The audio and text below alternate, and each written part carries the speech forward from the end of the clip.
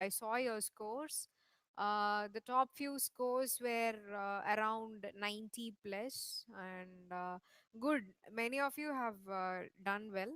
But many students who are asking questions in the classroom, they seem to have scored lesser because your attempts, number of questions that you have attempted, seem to be really high. So the thing is, uh, first you need to understand where you stand right now. Okay, in terms of the number of questions that you are capable of answering, and also in terms of in the subject is uh, good for you to guess well, where your guesses go wrong, and things like that. So you need to work more on your skill to pick questions and do the right answers. So that is one important thing that I wanted to tell you. Don't take too many questions by thinking you know everything, and get 40 50 wrong. That's bad. So from now on, start practicing. Think where you can answer well, where you have understood better, where you haven't. After test, go back to the question paper, go back to your books, and read again and again for further clarity. And wherever you go wrong, you need to mark those points and paths clearly and go through every now and then so that you get it right the next time. Okay, so yes, a very good morning and a very warm welcome to today's class. Today we are going to see from 1939 to 1947. Okay, we are going to talk about the Second World War, how Indian national movement was around the World War. Did we accept it or did we oppose it, and things like that. Then we need to go and see how um, Congress has reacted to it, how Muslim League reacted to it, and many other things. We also need to see how situation led to the launch of Quit India movement, and thereafter how the constituent assembly was formed, how the powers were transferred to Indians, and things like that. Okay, volume issue. Yes. Now I guess it's better now. Okay. So the today's things are these. Okay. So let's get into this, and I think by today we'll be able to finish till 1947. And of all the phases in the Indian freedom struggle, this is a very quicker phase, and this is not a phase of any interest for UPSC especially, because you see a lot of questions coming from the time period between 1919 to 39, and second most important would be 1905 to 1919. 1939 to 47, it's a relatively clumsy phase because we are seeing uh, turmoil in a lot of things, like there will be communalist tendencies going on, so Hindu Muslim unity would be in greater threat. So all about politics it would be. Okay, so there is nothing to really analyze and understand except for the transfer of powers. Again, they were transferred in a step by step manner. Different people would have proposed different plans, so these were becoming a more factual game, not anything much to analyze per se. So you need to give more focus towards whatever we have completed thus far, and this area you must understand in order to understand how the 1947 post independent history is going to be. Okay, so someone is saying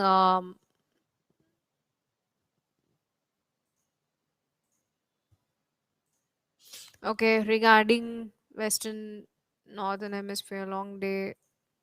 Okay, I'll ask them to if you have any queries about the questions that you have done in the previous test, I will inform all faculty that they can spend like 5 to 10 minutes before their next class towards explaining those questions. Okay, so Mr. Mani, I'll tell Mr. Kamalesh to deal with your question. Okay, in his geography class he'll revise all the geography questions that were there in the test. Okay, and class slides, because all the Gandhian face slides are put together and they'll be given to you once today's class is over.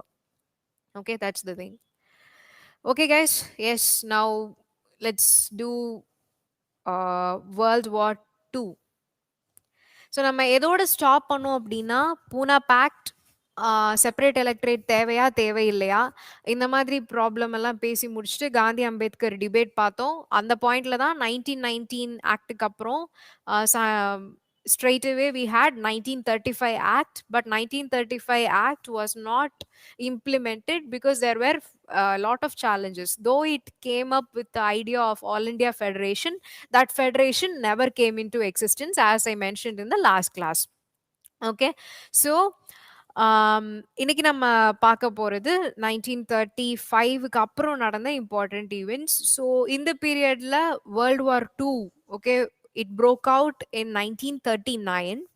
And since it was a period where, Britain had to fight the fascist elements like Hitler, Congress was really debating within itself whether to help British by their cooperation or to oppose, such a war. ஏன்னா நம்மளே மோசமான சினாரியோல இருக்கோம்.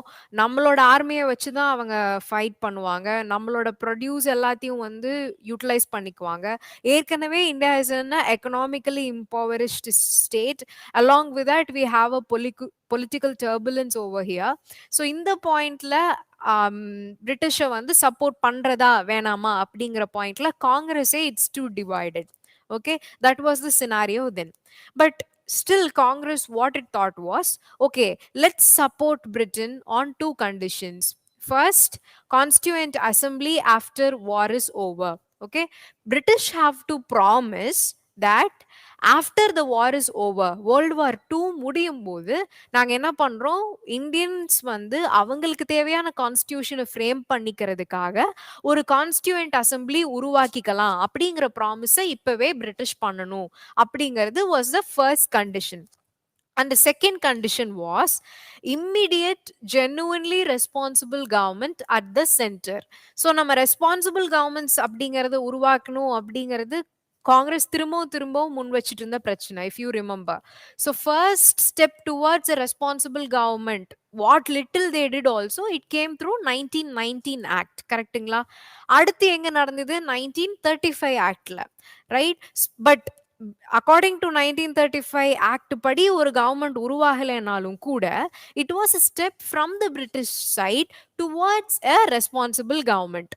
Okay, ஆனா இப்ப என்ன கேக்குறாங்க, second promise world war டூக்கு வந்து நாங்க சப்போர்ட் பண்ணணும்னா காங்கிரஸ்க்கு நீங்க என்ன ப்ராமிஸ் பண்ணணும், இப்பவே இம்மீடியட்டா ஓரளவுக்கு ரெஸ்பான்சிபிளான ஒரு கவர்மெண்ட் ஃபார்ம் பண்றதுக்கான, இந்தியன் பார்ட்டிசிபேஷனோட இருக்கக்கூடிய ஒரு கவர்மெண்ட்டை ஃபார்ம் பண்றதுக்கு Britain side has to accept அப்படின்னு சொல்லி கேக்குறாங்க.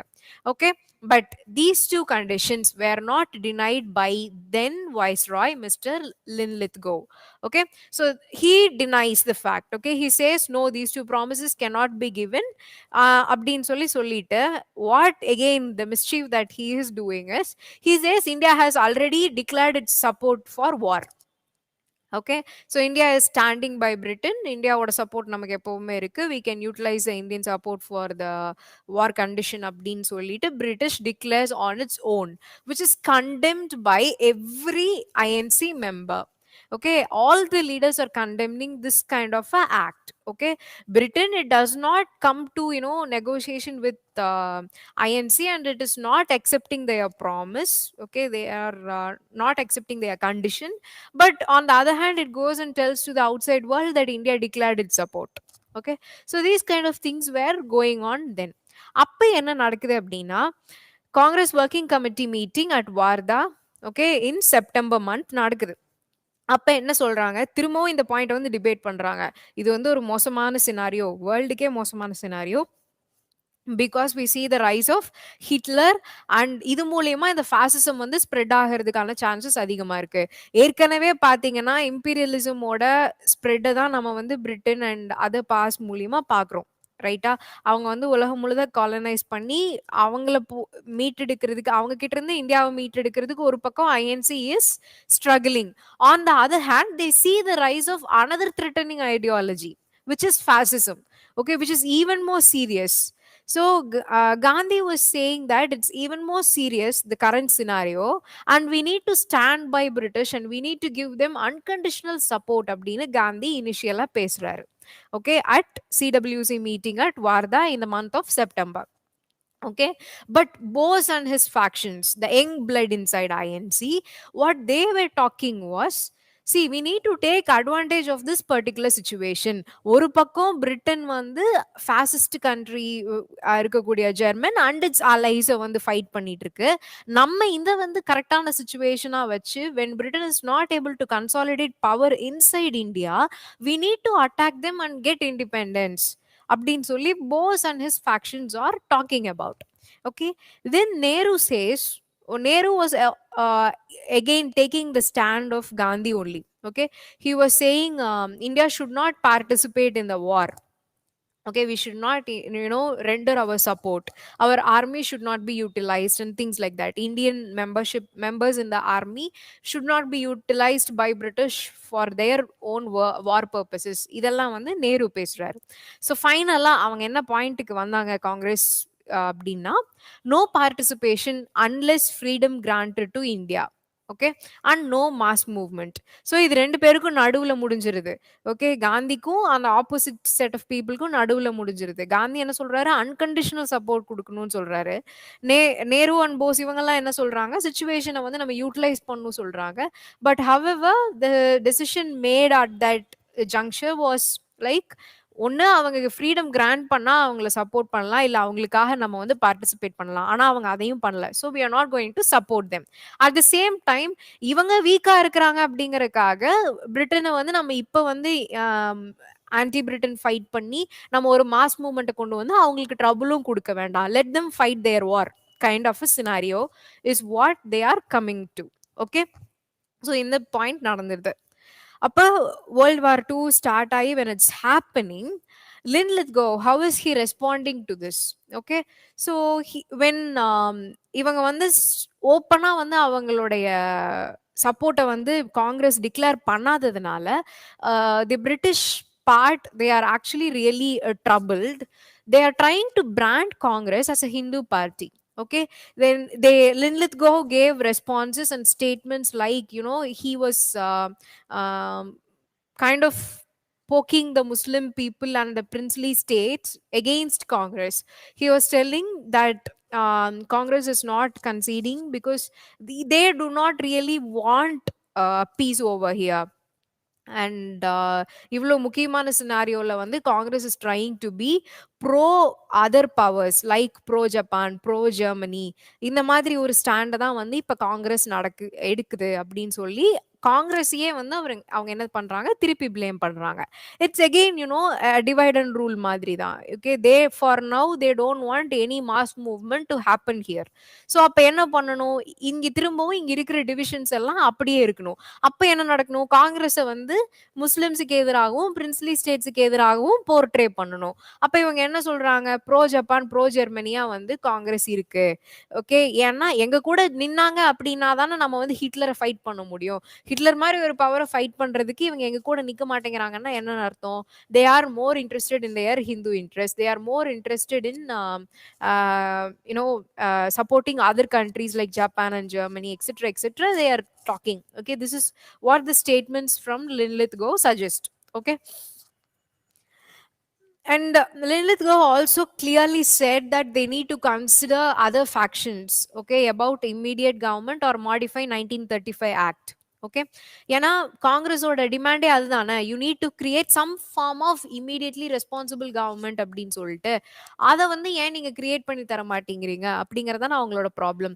ஸோ இப்போ இவங்க என்ன சொல்றாங்க, what is the Britain part saying, rulers are saying, they are saying, see if there is immediate government நாங்க மற்றவங்களெல்லாம் கன்சிடர் பண்ண வேண்டாமா, இமீடியட்டா ஃபார்ம் பண்ணுங்கன்னா எப்படி ஃபார்ம் பண்றது அப்படின்னு சொல்லி.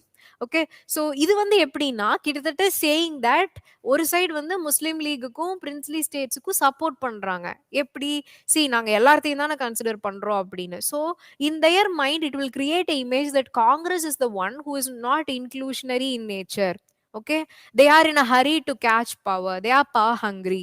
ஓகே, ஸோ அப்படின்னு சொல்லி மற்ற ஃபேக்ஷன்ஸ் எல்லாம் நினைப்பாங்கல்ல, அப்ப இவங்களுக்குள்ளேயே சண்டை போட்டுக்குவாங்கல்ல. அந்த மாதிரி ஒரு சினாரியோவை தான் கிரியேட் பண்றாங்க.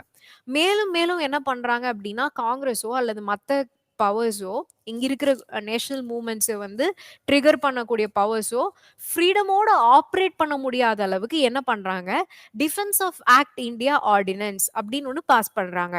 விச் மீன்ஸ் பீப்புளோட சிவில் லிபர்ட்டிஸே எதுவும் கிடையாது. They can not go to the street and fight, they can not sloganeer, they can not campaign against British. இதெல்லாம் பண்ணாங்கன்னா defence of India act ordinance அமல்ல இருக்கு, அதனால நாங்களை உள்ள பிடிச்சி போடுறோம் அப்படின்னு சொல்லி எல்லாத்தையும் கூண்டோட இம்ப்ரிசன் பண்ணிடுவாங்க. இதுதான் நடந்துகிட்டு இருந்தது. Okay, they also created another draft revolutionary movements ordinance. Beauty என்னன்னா, இது வரைக்கும் ரெவல்யூஷனரின்னு சொல்லி ரெவல்யூஷனரி டெரரிஸ்ட தான் கூப்பிட்டுக்கிட்டு இருந்தாங்க. இந்த பீரியட்ல இத காமன் பீப்புளுக்கு எகெயின்ஸ்டாகவும் காங்கிரஸ்க்கு எகெயின்ஸ்டாகவுமே யூஸ் பண்ண தொடங்கிட்டாங்க. யா யாரெல்லாம் வீதியில இறங்கி போராடினாலும் அவங்க எல்லாத்தையும் என்ன பண்றது, immediately they term them as revolutionary and put them inside prison.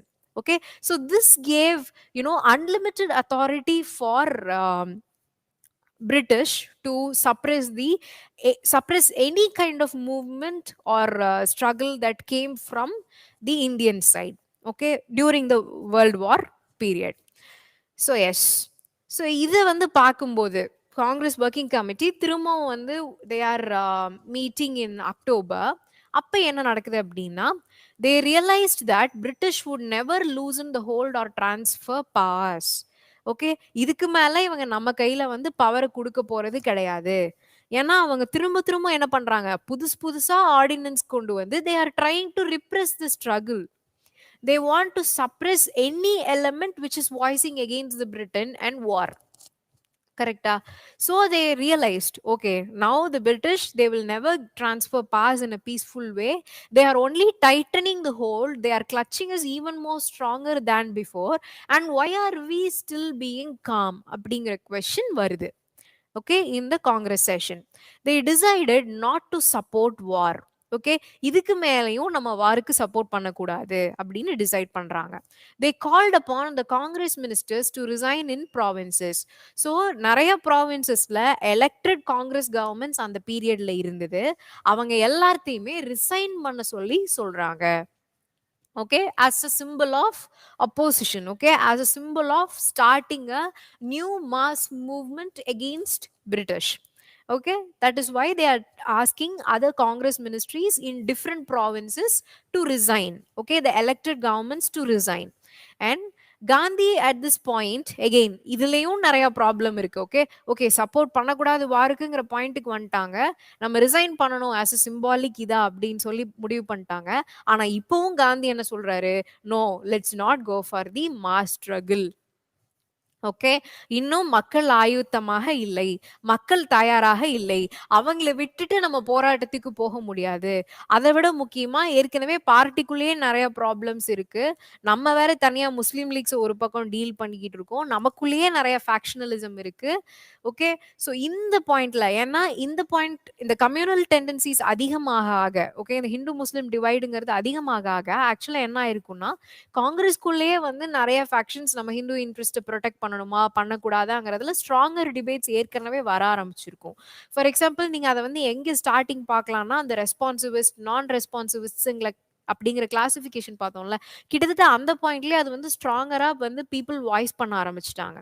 So இந்த பாயிண்ட்ல நம்மளே வந்து ஒரு ஸ்ட்ராங்கான ஒரு குரூப்பா இல்லாத பாயிண்ட்ல மக்களை போய் கிளர்ச்சி அடைய செய்ய முடியாது, அதனால let's wait for some important point அப்படின்னு காந்தி சொல்றாரு. Okay, so they were like, they put the decision on hold. Okay, and at Ramgarh session in 1940, congress session la 1940, next year. Okay, so they decided resort to civil obedience after party feels fit. Okay, இப்பவும் அதே decision தான் எடுக்கிறாங்க, நம்ம எப்ப அடுத்து civil disobedience பண்ண போறோம், party எப்ப வந்து ரெடின்னு நினைக்குதோ அப்பதான் நம்ம பண்ண போறோம் அப்படின்னு டிசைட் பண்றாங்க. இது வந்து நிறைய பேருக்கு அதிருப்தியை தருது. Okay, most of the leaders are feeling very unsatisfied with this kind of a decision. Okay, especially forward bloc Congress, Socialist Party, Communist Party, all these parties are like, see, there is a damn emergency now. We need to act. Now the Britain is in need of us. Okay, if we also create internal unrest, co- definitely British will not be able to deal with this because they are already dealing with the world war. Okay. So அப்படி இருக்கும்போது அவங்க battle ஃபீல்ட்ல இருக்கிறத use பண்ணி நம்ம தான் நமக்கு தேவையானதை அடைஞ்சுக்கணும் அப்படிங்கிறத திரும்பவும் இந்த எல்லா பார்ட்டிஸுமே வந்து என்ன பண்றாங்க, காந்திக்கும் காங்கிரஸ்க்கும் வந்து திரும்ப திரும்ப பேசுறாங்க. And Nehru also he felt the immediacy but stood with Gandhi.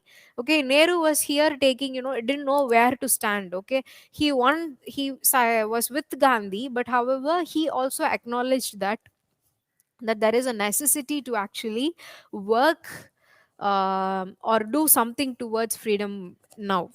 Okay, அதுதான் நேருவோட ஸ்டாண்டா இருந்தது. இதெல்லாம் நடந்துட்டு இருக்கும்போது there is one more thing coming up, that is called the Pakistan resolution at Lahore. என்ன சொல்றாங்க இந்த பாயிண்ட்ல, காங்கிரஸ் வந்து வேற ஒரு கொஸ்டின், மாஸ் மூவ்மெண்ட்டுக்கு போலாமா இல்லையாங்கிற கொஸ்டின்ல காங்கிரஸ் இருக்கு. ஆனா அதுக்கு பதிலா முஸ்லீம் லீக்குக்கு என்ன ப்ராப்ளம், அவங்களுக்கு தனியா பாகிஸ்தான் வேணும். ஓகே, ஸோ அவங்க என்ன சொல்லிட்டு இருக்காங்க, group of geographically contiguous areas with Muslim majority like north west and north east and east have to be separated. They need to be made into a independent state and any other state wherever they are in minority, their rights should be protected. So ரெண்டு demand வைக்கிறாங்க. Demand number one is this. Demand number one is this. Okay, create an independent state. எப்படி எப்படி ஒரு முஸ்லிம் majority state create பண்ண முடியும்? North west frontier provinces அந்த ஏரியாவில் இருக்கக்கூடிய நார்த் வெஸ்ட்ல நிறைய மோர் முஸ்லிம் பாப்புலேஷன், அதே மாதிரி eastern part of India. So இந்த ரெண்டு பார்ட்டையும் கம்பைன் பண்ணி create a zone which will be declared a independent state with Muslim majority. This is demand number one. So demand number two is wherever they are in minority, protect their rights. எங்கெல்லாம் அவங்க மைனாரிட்டியா இருக்காங்களோ அங்க அவங்களோட ரைட்ஸை வந்து protect பண்ணுங்க. Okay, முஸ்லிம்ஸோட ரைட்ஸை வந்து protect பண்ணுங்க, வேற எந்த ப்ராவின்சஸாக இருந்தாலும். இந்த ரெண்டு முக்கியமான டிக்ளரேஷன்ஸை பாகிஸ்தான் ரெசல்யூஷன் அட் லாகூர் Muslim League is giving. Okay, it is declaring now. So இப்போ என்ன நடக்குது, it's a very troubled scenario. Right, now comes what is called the August offer. Okay, August offer அப்படிங்கிறது என்ன அப்படின்னா, British is now coming to negotiation. Okay, அவங்க வந்து okay now இப்போ நிறைய ப்ராப்ளம்ஸ் போயிட்டு இருக்கு, எங்களுக்கும் வந்து இந்தியன்ஸோட சப்போர்ட் தேவைப்படுது, ஸோ நவ் லெட்ஸ் நெகோஷியேட் அப்படிங்கிற பாயிண்ட்டுக்கு வரும்போது they are offering something. Okay, what are the things they are offering? Dominion status to be the long term objective. Okay, dominion status தரலாம் அப்படின்னு சொல்லிட்டு, dominion statusனா it is not complete independence, we will still be under British, however we will have limited capacity to rule ourselves. Okay, that will be dominion status. Okay, so first time, okay, this is very significant August offer because it for the first time made the explicit mention of dominion status. இது வரைக்கும் Dominion ஸ்டேட்டஸை பத்தி நம்ம தான் பேசிட்டு இருந்தோம், meaning INC தான் பேசிக்கிட்டு இருந்ததே தவிர பிரிட்டிஷ் சைட்ல இருந்து ஓகே லாங் டேர்ம்ல நம்ம ஒரு டொமினியன் ஸ்டேட்டஸை நோக்கி போவோம் அப்படின்னு சொல்றாங்க. பட் இதுவே ப்ராப்ளமேட்டிக். ஏன் லாங் டேர்ம்ல தான் சொல்றாங்க, இம்மீடியட்டா கூட டொமினியன் ஸ்டேட்டஸ் தரதுக்கு அவங்க ரெடியா இல்லை. இம்மீடியட்டா ஃப்ரீடம் தராட்டி பரவாயில்ல, இம்மீடியட் டொமினியன் ஸ்டேட்டஸா அது கொடுக்குறேன்னு சொல்றாங்களா? அதுவும் இல்லை. அதையவே ஒரு லாங் டேர்ம் ஆப்ஜெக்டிவா தான் வந்து பிரிட்டிஷ் ஆஃபர் பண்றாங்க. ஓகே, ஸோ அது வந்து ப்ராப்ளமா இருக்கு. Constituent assembly to be formed mainly with Indians. Okay, so mainly இந்தியன்ஸை வந்து அதிகமாக கொண்ட முக்கியமான பிரதான பிளேசஸ்ல கொண்ட ஒரு constituent assembly which will work on creating a constitution. So நம்ம ஒரு கான்ஸ்டிடியூவன்ட் அசம்பிளி வந்து உருவாக்கலாம் அப்படிங்கறது சொல்றாங்க. So this is one among the significant outcomes. For the first time constituent அசம்பிளிங்கிறதையும், அதுவும் இந்தியன்ஸாலேயே உருவாக்கப்பட்ட ஒரு கான்ஸ்டியூவன்ட் அசம்பிளி அப்படிங்கிறதையும் தெல்ல தெளிவா பிரிட்டன் சொல்றது இதுதான் first time. Okay, then minorities consent to be essential for any further settlement. Okay, constituent assembly உருவாக்கிக்கலாம், நீங்களே உங்களுக்கு தேவையான கான்ஸ்டியூஷனை வந்து எழுத தொடங்குங்க. ஆனா இதுக்கு மேல நம்ம ப்ரொசீட் பண்றதுக்கு மைனாரிட்டிஸ் வந்து என்ன பண்ணணும், அவங்க ஒத்துக்கணும். So basically they are saying Muslims and their representative Muslim League have to accept or acknowledge any further step that we are taking அப்படின்னு சொல்றாங்க. Okay, so this point was actually opposed by Congress. ஏன், ஏற்கனவே முஸ்லீம் லீகுக்கும் ஐஎன்சிக்கும் நடுவில் ஒரு டெட்லாக் சுச்சுவேஷன் தான் இருக்கு. Okay, ஒன்னு in terms of the political question about how to proceed with the struggle, whether to accept British, whether to be under them, whether to have a single country or have it divided into India and Pakistan. A number of questions are in debate. இந்த பாயிண்ட்ல என்ன form of advancement இதுக்கு மேல பண்றதுனாலும் அல்லது Indians கைக்கு என்ன power இனிமே கொடுக்கறதுனாலும் அது வந்து மைனாரிட்டிஸோட கன்சென்ட்டோட தான் நடக்கும் அப்படின்னா, அப்ப இது வந்து என்ன பண்றாங்க, British is actually using this point to delay the process. அதுதானே உண்மை. இப்படி சொல்றது மூலியமா அவங்க இந்த ப்ராசஸை தள்ளி போட முயற்சி பண்றாங்க. கரெக்டா? And there were multiple ordinances to curb freedom of speech by this time. Okay, இந்த 1940ஸ்ல நிறைய ஆர்டினன்சஸ், யாருமே ஃப்ரீ ஸ்பீச், யாருக்குமே ஃப்ரீ ஸ்பீச்சே கிடையாது. யாராவது ஏதாவது பேசினாங்கன்னா அவங்கள பிடிச்சி ஏதாவது அஃபென்ஸ்ல அரெஸ்ட் பண்ணிடுறது, இம்ப்ரிசன் பண்றது, இந்த மாதிரியே பண்ணிக்கிட்டு இருந்தது British government. So this was happening. Okay, so இந்த பாயிண்ட்ல since all these points where not okay for they were not okay for Congress.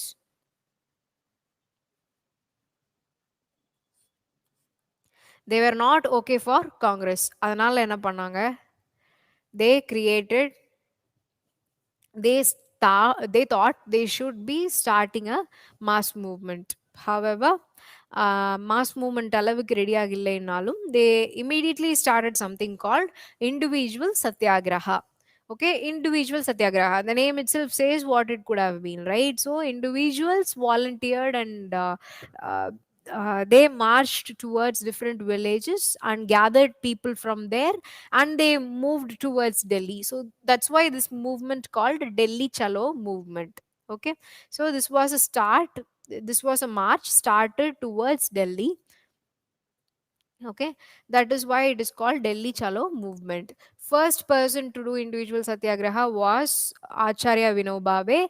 Then the second person was Nehru, okay, who volunteered to do this movement. So individual satyagraha க்கு முன்னாடி காங்கிரஸ் என்னென்ன தன்னோட எய்ம்ஸை quote பண்ணுச்சு அப்படின்னா, nationalistic peace was not due to weakness. Okay, நீங்க இப்ப எல்லாம் எதையுமே எங்களுக்கு தர மாட்டேங்கிறீங்க, ஆனாலும் நாங்க அமைதியா இருக்கோம்னா அது எங்களோட வீக்னஸ் கிடையாது. Okay, we want to be morally right. Okay, that is why we are waiting for the right chance. Okay, just because we are keeping quiet, that doesn't mean we are weak. அப்படிங்கறத they are trying to symbolize, they are trying to convey it to the British people. Okay, இதுக்கு மேல என்ன சொல்றாங்கன்னா, to express people's feeling that they were not interested in the war. Okay, yes, நாங்க ஏன் வந்து ஒரு mass மூவ்மெண்ட்டா பண்ணாம இதை வந்து ஒரு கன்ஃபைன்டு மூவ்மெண்ட்டா பண்றோம், because people are for now they are not interested in war. ஏன்னா anything that happens in war will have consequences for the Asian region. Okay, ஏன்னா Japan is involve in a war. Okay, Russia is involve in a war.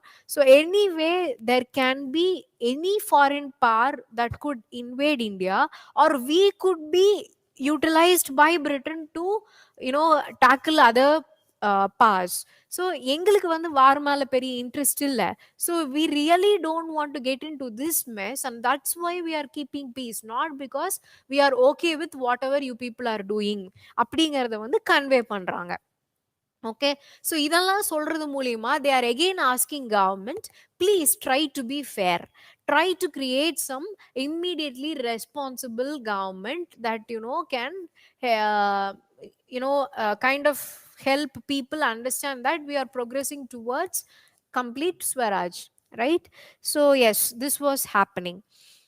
Then இந்த பாயிண்ட்ல தான் வந்து ஒரு முக்கியமான point நடக்குது inside Congress. என்னது, ஸோ இதெல்லாமே பண்ணும்போது இண்டிவிஜுவல் சத்தியாகிரகா பண்ணும்போது அல்லது அதுக்கு முன்னாடி ராம்கர் செஷன்லயா இருக்கலாம், இது எல்லாத்துலயுமே again and again they are taking a moderate decision. கரெக்டா? நம்ம பார்த்தோம். போஸா இருக்கட்டும், நேருவா இருக்கட்டும், இந்த காங்கிரஸ் சோஷலிஸ்ட் பார்ட்டியா இருக்கட்டும், ஃபார்வர்ட் பிளாக்கா இருக்கட்டும், இவங்க எல்லாமே என்ன பண்றாங்க? They are opposing the kind of operations that INC is doing. So இது it was also due to Gandhi's reluctance to create a mass movement இல்லையா? காந்தி தான் நம்பி எல்லா மாஸ் மூவ்மெண்ட்ஸும் இது வரைக்கும் இருந்திருக்கு. இது அல்லாம தனியா மாஸ் மூவ்மெண்ட் பண்ண ட்ரை பண்ண எதுவுமே பெரிய அளவுல வளரல. That's the truth. So at this point they thought it's really not good to be inactive at this point அப்படின்னு சொல்லிட்டு the CWC, Congress Working Committee, overrode Gandhi and Nehru's ideas. Okay, அவங்க என்ன பண்றாங்க? they offered support to war if they award full independence after war and power transfer begins immediately. Okay, திரும்பவும் காந்தி சொன்னதையும் நேரு சொல்றதையும் மீறி என்ன பண்றாங்க? ஏன்னா நேரு சொன்னாரு, if you remember, we don't want to be involve in the war அப்படின்னு சொல்லிட்டு. Okay, Gandhi mass movement create பண்றதுக்கு தயாரா இல்ல, நேரு வார்ல இன்வால்வ் ஆகிறதுக்கு தயாரா இல்ல. கரெக்டா? சோ இந்த பாயிண்ட்ல இவங்க திரும்ப என்ன சொல்றாங்க? கவர்மெண்ட் கிட்ட பேசுறாங்க, பிரிட்டிஷ் கவர்மெண்ட் கிட்ட பேசுறாங்க. Okay, the congress, okay, congress is talking without the consent of Gandhi and Nehru about these things.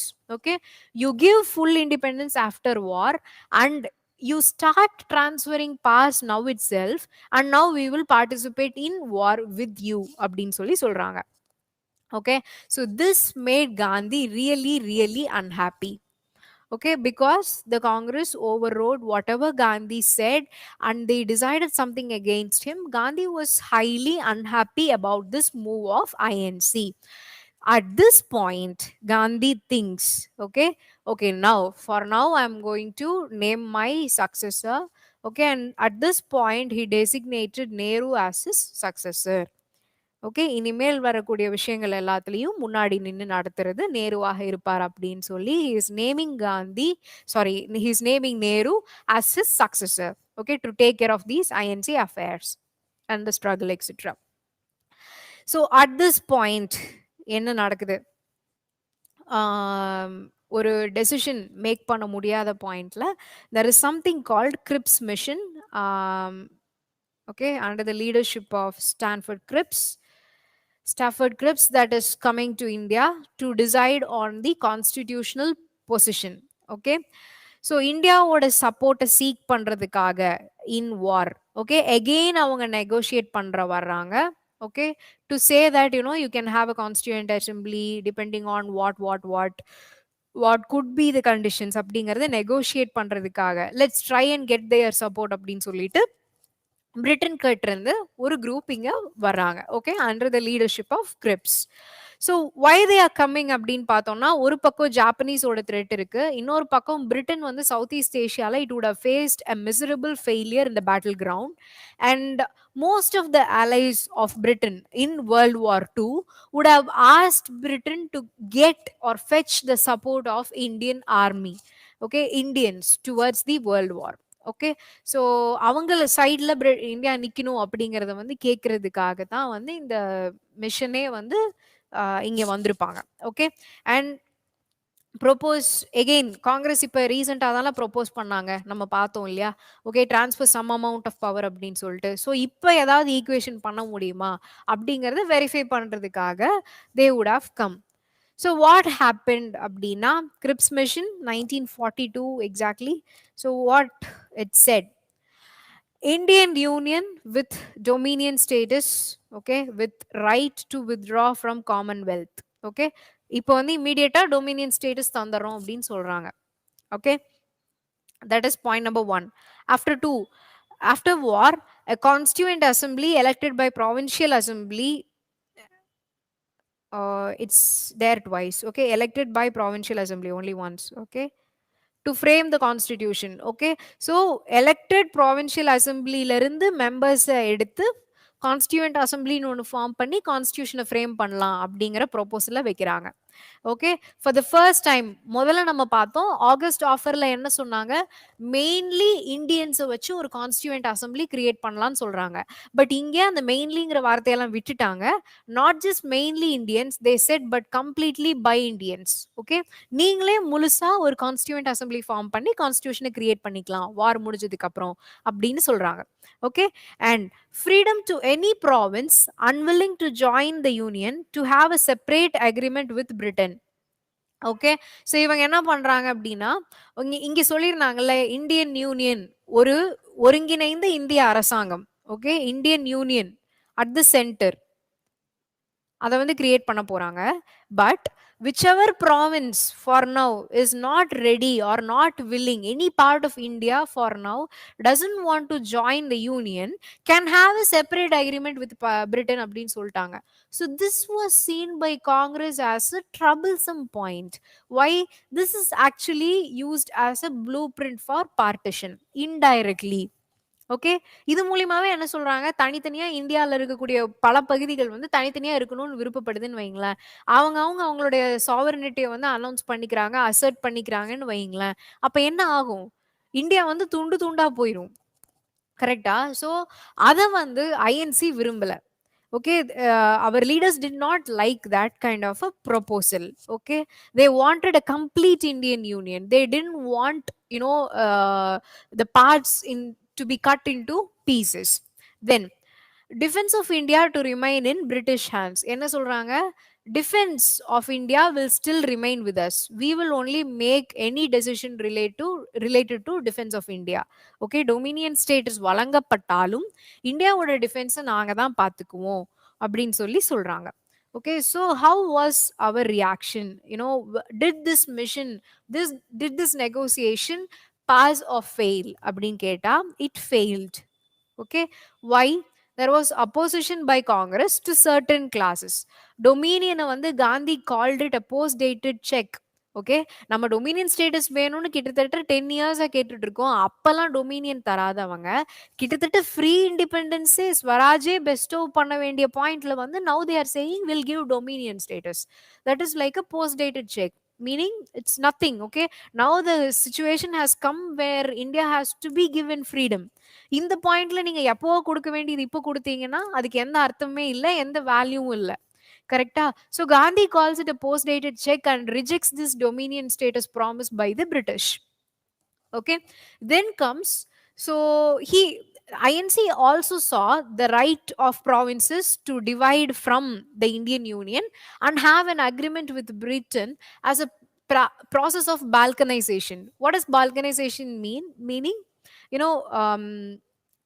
குட்டி குட்டி நாடுகளாக சின்ன சின்ன பார்ட்ஸா செப்பரேட் ஆகி ஒரு இந்தியன் யூனியன் ஒன்று இருக்கு, அதுக்கு பக்கத்திலேயே ஒவ்வொரு குட்டி குட்டி ஸ்டேட் அதுக்குள்ளேயே இருக்கு அப்படின்னா என்ன ப்ராப்ளம் ஆகும், they undermine the sovereignty of the Indian union. கரெக்டா? ஸோ அந்த குட்டி குட்டியான சிறு சிறு நாடுகளும் தீவுகளும் உருவாகாம இருக்கணும். அப்படி இருந்தா இந்தியா அப்படிங்கிற அந்த ஐடியா சிதையுண்டு போயிடும். அதனால நம்ம இந்த ப்ராசஸ் நடக்க விடக்கூடாது அப்படின்னு சொல்லி தே தாட் this provinces-க்கு கொடுக்கப்பட்ட rights should not be there அப்படின்னு ஐஎன்சி டிமாண்ட் பண்றாங்க. ஓகே, அண்ட் இவ்வளோ நடந்த பின்னரும் if you still want to have a hold on our defense then it is not justified அப்படின்னு ஐஎன்சி ஃபீல் பண்ணுச்சு. Okay, there were also provisions for the governor general's supremacy. Defense மட்டும் அவங்க கையில இருக்காது, டொமினியன் ஸ்டேட்டஸ் கொடுத்தாலும் governor ஜெனரல்னு ஒருத்தர் இங்க உட்கார்ந்து இருப்பாரு. அது மூலியமா பிரிட்டிஷ் வந்து என்ன பண்ணிட்டு இருப்பாங்க, நம்மள வந்து பப்பட் மாதிரி ஆக்ட் பண்ண வச்சிட்டு இருப்பாங்க. So this was not liked by INC again.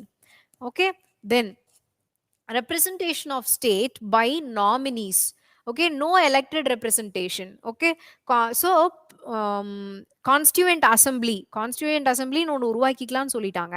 ஆனால் அதுக்குள்ள நாமினிஸ் இருப்பாங்க ஸ்டேட்ஸ்ல இருந்து அப்படின்னா, ஸோ எகெயின் என்ன நடக்கும், எலெக்டட் கவர்மெண்ட் மக்களால் ஆதரிக்கப்பட்டு மக்கள் வந்து சுதந்திரமாக நாங்கள் வாழும்போது எப்படி இருக்கணும் அப்படிங்கிறது தன்னால் தேர்ந்தெடுக்கப்பட்ட ஒரு தலைவர் மூலியமா தானே நிர்ணயிக்கணும். ஆனால் அதுவல்லாம நாமினேட் பண்ணப்பட்ட பீப்புள்னால வந்து கான்ஸ்டியூவன்ட் அசம்பிளி கொண்டு இருக்கோம் அப்படின்னா then people's interest will not be reflected, right? Again again it is a way for British to get their access into the way Indian government or the Dominion government can really operate. Correct? So it's like a backside route. Okay, so that was also opposed by Congress. Now, so Congress மட்டும் தான் oppose பண்ணாங்களா? இல்ல. Muslim League also opposed. ஏன்? They were simply against the idea of a single union. Okay, dominion status and a single union, Indian union அப்படின்னா அது வந்து Muslim League they were not okay with it. Okay, so they wanted to you know they criticized the concept of single union. They said we want a separate Pakistan, and they didn't, and they said that the Cripps mission, okay, it denied the right to self determination of Muslims.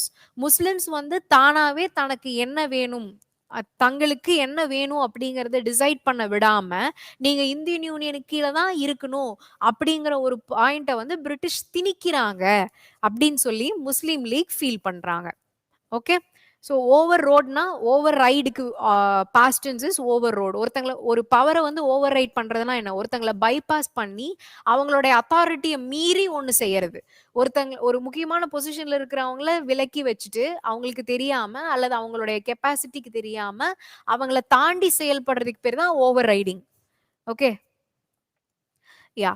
So Cripps இந்த point ஏன் okay, அப்போ British சைட்ல இருந்து இவங்களை convince பண்றதுக்கு எந்த எஃபர்ட்டுமே எடுக்கலையா அப்படின்னா, Cripps was in this attitude, take it or leave it. Okay, நாங்கள் உங்களுக்கு இது கொடுக்குறோம், வேணா ஏற்றுக்கோங்க இல்லாட்டி விட்டுருங்க அப்படிங்கிற ஐடியால தான் கிரிப்ஸ் இருந்தாரு. ஏன் அப்படின்னா அதையும் நான் இங்கே போட்டிருக்கேன். The Indian situation was really intolerable for British. Okay, it was very very clear for anyone who saw India that the ground is already prepared when the Indians are going to strike against the British imperialism altogether, and they are just going to get Swaraj அப்படிங்கிறது ரொம்ப தெளிவா தெரிஞ்சது. Okay, that is one thing. And one more, the divisions and the amount of violence that was going on, Hindu Muslim violence that was going on during this period was beyond control. Okay, so Cripps thought, there is nothing I could do really about it, you just take this if you want, if not you leave it அப்படிங்கிற மாதிரி ஒரு mentality தான் grips மிஷனுக்கு இருந்தது. Okay, hope you understood. So இந்த பாயிண்ட்ல தான் okay fine, anything that we try to negotiate so far has been a failure அப்படிங்கிற பாயிண்ட்ல they decided we will disobey with anything that British does. We will now launch a mass movement அப்படின்னு சொல்லிட்டு the Quit India movement was launched from this Congress session, Gowalia Tank Bombay Congress. Okay, so they thought the goal of this mass movement is going to be immediate end of the British rule. Okay, we have been trying for years to tell them constitutionally constitutional form of ஸ்ட்ரகிள்ல இருந்து அதுக்கப்புறம் கொஞ்சம் extra கான்ஸ்டியூஷனலாக போய் அதுக்கப்புறம் நிறைய violence, revolutionary terrorism இதெல்லாம் உள்ள வந்து அப்புறம் நிறைய நெகோசியேஷன்ஸ் போய் போய் போய் எதுவுமே ஒர்க் ஆகலை. So now it's either do now or never. Okay, அதனால let's immediately end the British rule அப்படிங்கிற பாயிண்ட்டுக்கு they came. Okay, so form a provisional government of India after British withdrawal. Okay, British ரூலை end பண்றோம், என் பண்ணதுக்கு அப்புறம் நமக்கே வந்து ஒரு தற்காலிகமான அரசாங்கத்தை வந்து உருவாக்குறோம். பிரிட்டிஷ் வித்ட்ரா பண்ண உடனே provisional meaning for a short period of time, okay, in order to debate about the constitution and the kind of government that has to emerge out of this, create a provisional form of government and allow the British withdrawal, sanction a civil disobedience movement against British rule. Okay, ஒரு civil disobedience மூவ்மெண்ட்டை வந்து British ரூலுக்கு எகெயின்ஸ்டாக they are starting now அப்படின்னு it is announced in the Gowalia Tank Bombay Congress meeting. Okay, so now why quit India? எதனால quit India? இது நமக்கே தெரியும் இல்லையா? Failure of Cripps mission. Okay, war and demand of goods. Okay, நிறைய வார் நடக்குது, நிறைய இந்தியன் கூட்ஸ் வந்து வெளியே வந்து டிமாண்ட் பண்றாங்க. எஸ்பெஷலி ஆர்ம்ஸ் அண்ட் அம்யூனிஷன்ஸ்க்கு நிறைய இந்தியா சப்போர்ட் பண்ண வேண்டியிருந்தது, ரா மெட்டீரியல் சப்போர்ட் நிறைய தேவைப்பட்டது. இந்த மாதிரி since Britain was in war, India was in a very important point to give supplies to the British. Then There were a lot of reverses faced by British and its allies in the Southeast Asia during the World War, and there was also a possible Japanese invasion. Okay, Japan வந்து invite பண்ணும் அல்லது ஒரு முக்கியமான thread வந்து நடக்கலாம் அப்படிங்கிற ஒரு சுச்சுவேஷன்ல தான் India and Britain were there. So what happen during quit India? It was like do or die situation, செய் அல்லது செத்து மடி அப்படின்னு சொல்லியிருப்பாங்க, ரைட்டா? ஸோ நவ் நம்ம வந்து என்ன பண்ணும், கண்டிப்பாக ஏதாவது பண்ணியே ஆகணும். Let us sacrifice ourselves for the welfare of our country, for the swaraj of our country. அந்த பாயிண்ட்டுக்கு, ஒரு பாய்லிங் பாயிண்ட்டுக்கு ஸ்ட்ரகிள் வந்துருச்சு. Okay, do not resign. காங்கிரஸே என்ன சொல்லுது? Do not resign your posts or positions in the British Indian government. நீங்க வந்து பியூரோக்ரஸியில் இருக்கலாம், போலீஸ்ல இருக்கலாம், ஸ்கூல்ஸ்ல டீச்சர்ஸா இருக்கலாம், எதுவா வேணாலும் இருக்கலாம். Okay, do not resign your position but declare your allegiance to Congress. Okay, நீங்க வந்து எங்களுக்கு சப்போர்ட்டை மட்டும் டிக்ளேர் பண்ணுங்க. நீங்க உங்க வேலையை விட வேண்டாம், ஆனா எங்களுக்கு சப்போர்ட்டை டிக்ளேர் பண்ணுங்க. It's a simple, right? And don't leave army but don't fight Indians. நீ இந்தியனா இருந்து பிரிட்டிஷ் ஆர்மியில இருந்த அப்படின்னா என்ன பண்ணாத, நீ ஆர்மியை விட்டு வெளியே வரணும்னு நாங்க கேட்கல, ஆனா இந்தியன்ஸுக்கு எதிராக ஃபைட் பண்ணாதீங்க. இந்தியன்ஸோட violence, Indians are protesting against Britain to break the chains of that imperialist power, right? So இவங்களுக்கு எகெயின்ஸ்டா, சொந்த மக்களுக்கு எகெயின்ஸ்டா நீங்களே வந்து ஆர்ம்ஸ் யூஸ் பண்ணாதீங்க. refrain from fighting Indians if you are an Indian soldier inside the British army is what Congress is appealing, asking for. Okay, then princes support the masses and accept the sovereignty of people. Okay, princes enna pandranga, they are supporting masses now. Okay, for the first time you could see active involvement from the princely states for Swaraj. Okay, they they said, princely states also said it is people's sentiment which is important. Okay, நம்மளா பண்றதை விட பீப்புளோட சென்டிமெண்ட்ஸுக்கு வந்து நம்ம respect கொடுக்கணும். அதனால நம்ம ப்ராவின்சஸ்ல இருந்தாலும் கூட, பிரின்ஸ்லி ஸ்டேட்ஸ் தனியா இருந்தாலும் கூட, அவங்க எல்லாருமே என்ன பண்ணாங்க, ஒரு இந்தியன் யூனியன் அப்படிங்கறது உருவாக்கணும், ஒரு ஃப்ரீ இந்தியாங்கிறத உருவாக்கணும் அப்படிங்கிற காசுக்காக அவங்களுடைய செல்ஃப் இன்ட்ரெஸ்ட் எல்லாம் கொஞ்சம் தள்ளி வச்சுட்டு மாஸ் மூவ்மெண்ட்டோட கலந்துகிட்டாங்க. Okay, if zamindars were pro-British, farmers shall not pay attention and shall not pay their taxes. ஒருவேளை ஜாமீன்தார்கள், உங்களுடைய ஜாமீன்தார்ஸ் வந்து பிரிட்டிஷ்க்கு பாசிட்டிவா இருந்தாங்கன்னா, அவங்களுக்கு சப்போர்ட்டிவா இருந்தாங்க அப்படின்னா, உங்க அதுக்கு கீழே, அந்த ஜாமீன்தாருக்கு கீழே இருக்கக்கூடிய ஃபார்மர்ஸ் இருக்காங்கல்ல, அவங்க வந்து நீங்க வந்து அவங்களுக்கு வந்து எந்த டாக்ஸஸும் பே பண்ணாதீங்க, அவங்களுக்கு கீழே இருக்கணுங்கிற அவசியம் உங்களுக்கு கிடையாது. ஏன்னா we are going to get independence and you are not supposed to be with them to attain government, a self government, right? So that was what Congress was demanding from farmers. Then there were also underground activities taking place. There were parallel governments, the underground activity அப்படின்னு என்ன மீன் பண்றாங்க அப்படின்னா, there were press, okay, that was operating underground ஆப்ரேஷன்னா என்ன, பிரிட்டிஷ்க்கு தெரியாம அவங்களுக்கு பப்ளிக்கு வந்து தேவையான இன்ஃபர்மேஷன்ஸை பாஸ் பண்றதுக்கு ரேடியோ ப்ராட்காஸ்ட் பண்ணாங்க. Community radios where there where things like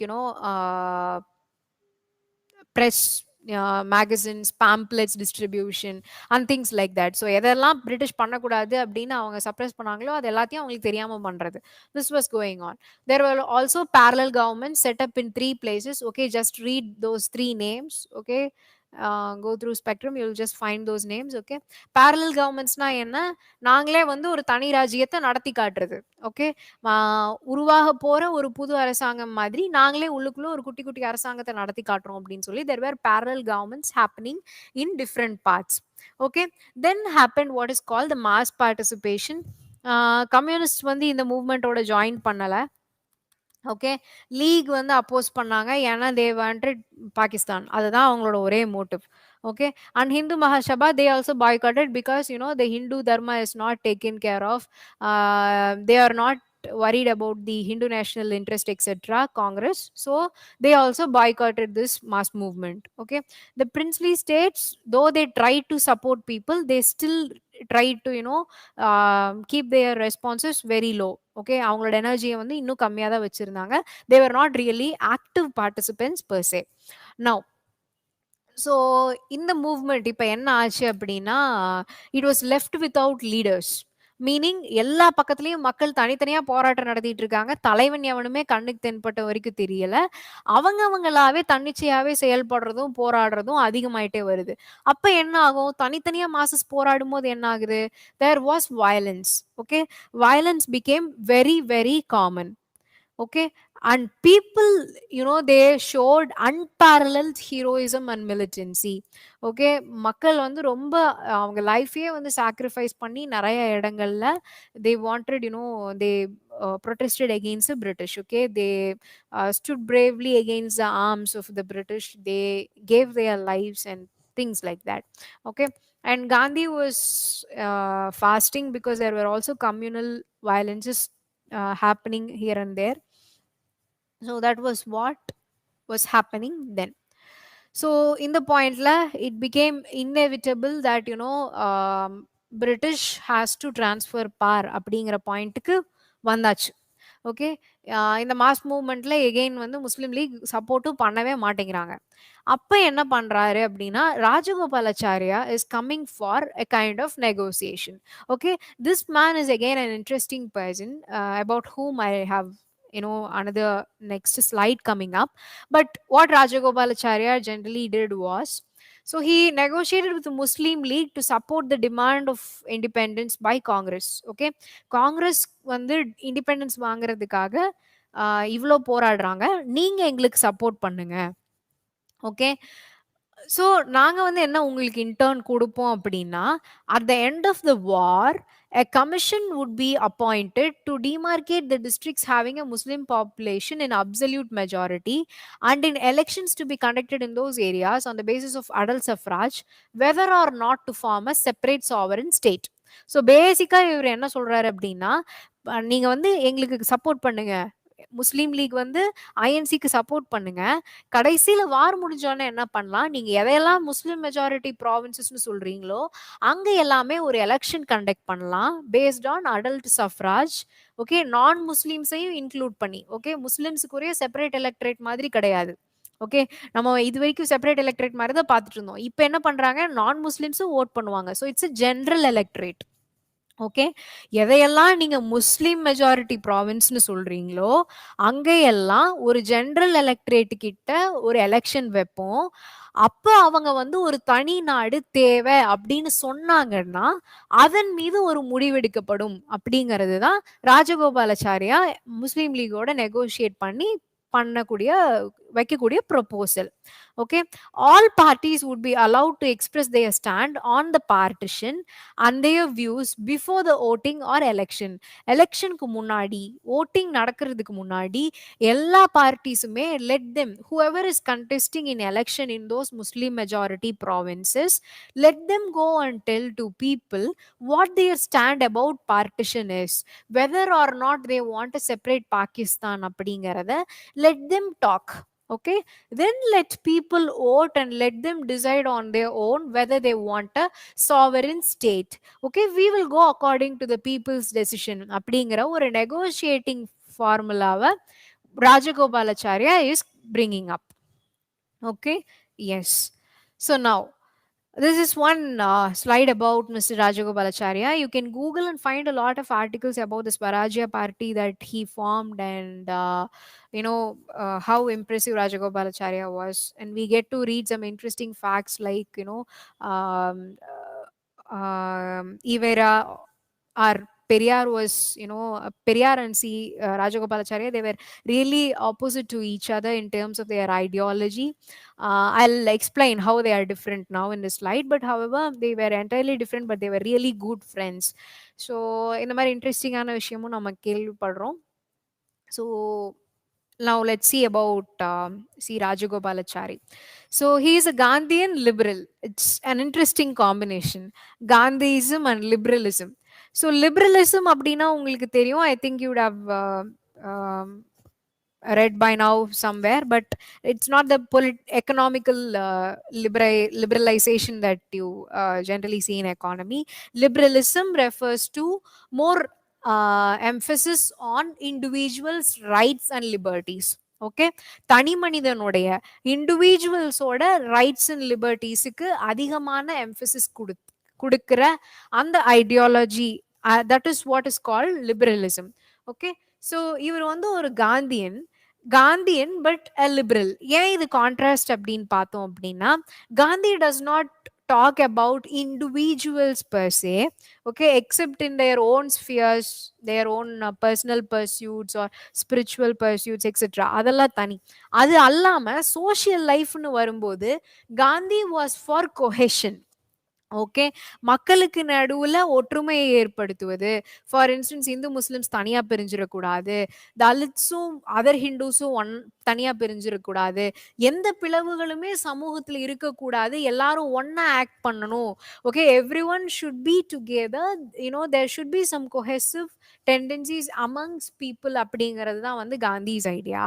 liberalism stands away from this idea. Okay, it would say ஒன்னா இருக்கிறத விட ஒருத்தனோட உரிமை முக்கியம், அவனுக்கு என்ன வேணுமோ அதை செய்யறது தான் முக்கியம், அவனுக்கு பிடிச்சதை வந்து செய்யறது முக்கியம் அப்படிங்கிற ஒரு பாயிண்ட்ல நிற்கக்கூடிய ஒரு ideology. So these two are contrasting, but however Rajagopalachari and his ideology is a combination of these two is what we see. Okay, so he's a veteran congressman who turned anti-congress in the later part of his life, which is generally, you can see in the political history of India, most of the congressmen, they would have been, staunch congress people, and towards the end they'll be like, no, nothing doing with congress, we want to be separate from them. அப்படிங்கிறது வந்து INC ஓட legacy now and also then அப்படின்னு பார்க்க முடியுது. Okay, a general thing. Now, so Mr. Rajagopalachari, he was a lawyer in the Salem town, and he was a follower of Gandhi's struggles. அவர் South ஆப்பிரிக்கால fight பண்ணிட்டு இருக்கும்போதே அவரோட திங்ஸை பற்றி எல்லாம் தெரிஞ்சு, அவரோட ஸ்ட்ரகிள், அவரோட மோட்ஸ் ஆஃப் ஸ்ட்ரகிள் எல்லாம் நிறைய தேடி படிச்சு, he was actually impressed, Rajagopalachari. Okay, in 1919 he met Gandhi when Gandhi landed in India, and he also committed himself to some important pursuits which Gandhi thought are important, like Hindu Muslim unity வந்து develop பண்றது, untouchability abolish பண்றது, இந்த மாதிரி ஆக்டிவிட்டீஸ்ல சவுத்ல பயங்கர இன்ட்ரெஸ்டோட active கமிட்மெண்ட்டோட work பண்ணிட்டு இருந்தவர் Rajagopalachari. And that is why he was very very close with Congress, with Gandhi. Okay, from 19 to 30, okay, there were a lot of struggles in which he took part. He was imprisoned and he was called Rajaji.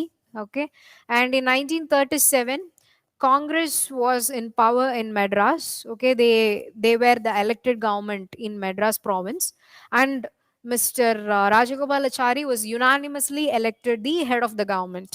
Okay, and அப்பவே வந்து இவர் கான்ட்ரவர்ஷியலான நிறைய விஷயம் பண்ணியிருக்காரு. For instance the promotion of Hindi language in Madras. Okay, so here begins the language struggle in Tamil Nadu. Okay, மொழி போராட்டம் அப்படின்னு சொல்லுவாங்கல்ல, இந்தி திணிப்புக்கு எதிரான மொழி போராட்டம் வந்து தொடங்கின காலகட்டம் அப்படின்னு பார்த்தா ராஜாஜி அல்லது காங்கிரஸ் ஜெயிச்சு தமிழ்நாடு கூட கிடையாது அப்ப, இது வந்து மெட்ராஸ் ப்ராவின்ஸ். ஸோ இங்கே அவங்க ஆட்சியில் அமர்ந்த காலத்துல இருந்து ஹிந்தி இம்போசிஷன், அதுக்கு எகெயின்ஸ்ட் தமிழ் நேஷனலிசம், இந்த கான்செப்ட்லாம் அப்ப இருந்து ஓடிட்டு இருக்கு, even before independence 1937. Okay, so again this is about C. Rajagopalachari only. So he wanted, Congress to strengthen itself before a mass movement like Quit India, and he advocated for rapprochement with Muslim League. He so நம்ம பார்த்தோம் இல்லையா Rajagopalachari formula அப்படின்னு சொல்லிட்டு, முஸ்லீம் league வந்து யாரோட ஐடியாவுமே கேட்க முடியாம இருந்த பாயிண்ட்ல கூட Rajagopalachari was still ready to negotiate with the Muslim League and come in terms with them. So இந்த மாதிரி சில முக்கியமான விஷயங்கள்னால, லைக் இம்போசிஷன் ஆஃப் ஹிந்தி, அதுக்கப்புறம் காங்கிரஸ் வந்து இன்னுமே வந்து ரெடி இல்லை மாஸ் ஸ்ட்ரகிள்க்கு அப்படின்னு சொன்னது, அதுக்கப்புறம் முஸ்லீம் லீகோட போய் நெகோஷியேட் பண்ணது, இது மூலியமா அவருக்கு வந்து பார்ட்டிக்குள்ள இருந்த கரிஷ்மா அண்ட் பீப்புள் சப்போர்ட் இதெல்லாமே வந்து கொஞ்சம் கொஞ்சமா கம்மியாயிட்டே வந்தது ராஜகோபாலாச்சாரியாக்கு.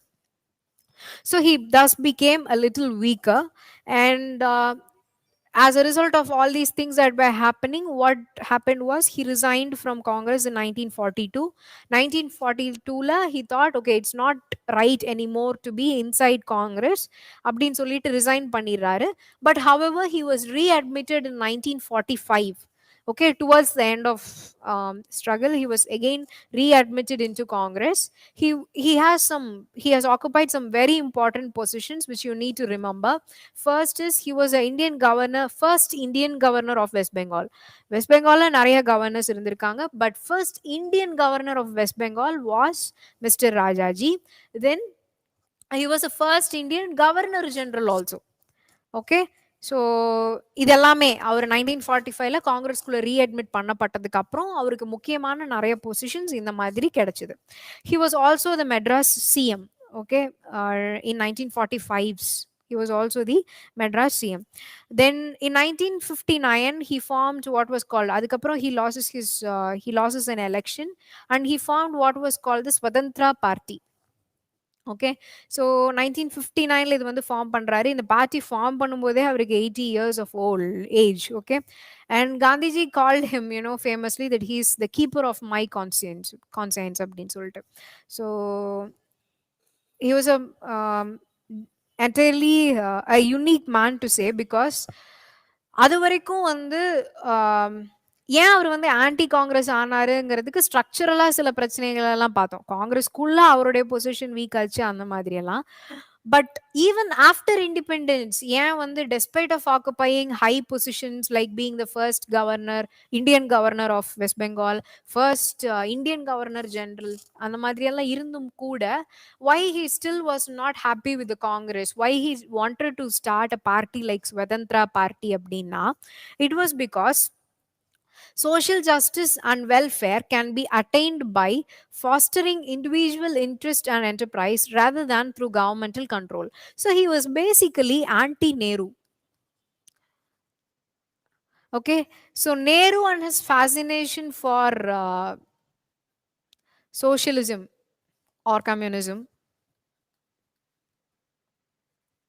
ஓகே, அதை வந்து ராஜகோபாலாச்சாரி ப்ராப்ளமேட்டிக் அப்படின்னு பார்த்தாரு. எதனால அப்படின்னு பார்த்தோம் அப்படின்னா, இப்போ சோசியலிசமோ கம்யூனிசமோ இருந்தது அப்படின்னா அங்கே state becomes all powerful. Okay, state becomes all powerful. கரெக்டா? அப்ப இண்டிவிஜுவலோட லிபர்ட்டிஸுக்கும் அவங்களுடைய குரலுக்கும் அதிகபட்சமான இடம் வந்து கொடுக்கறதுக்கான சான்ஸ் இல்லை.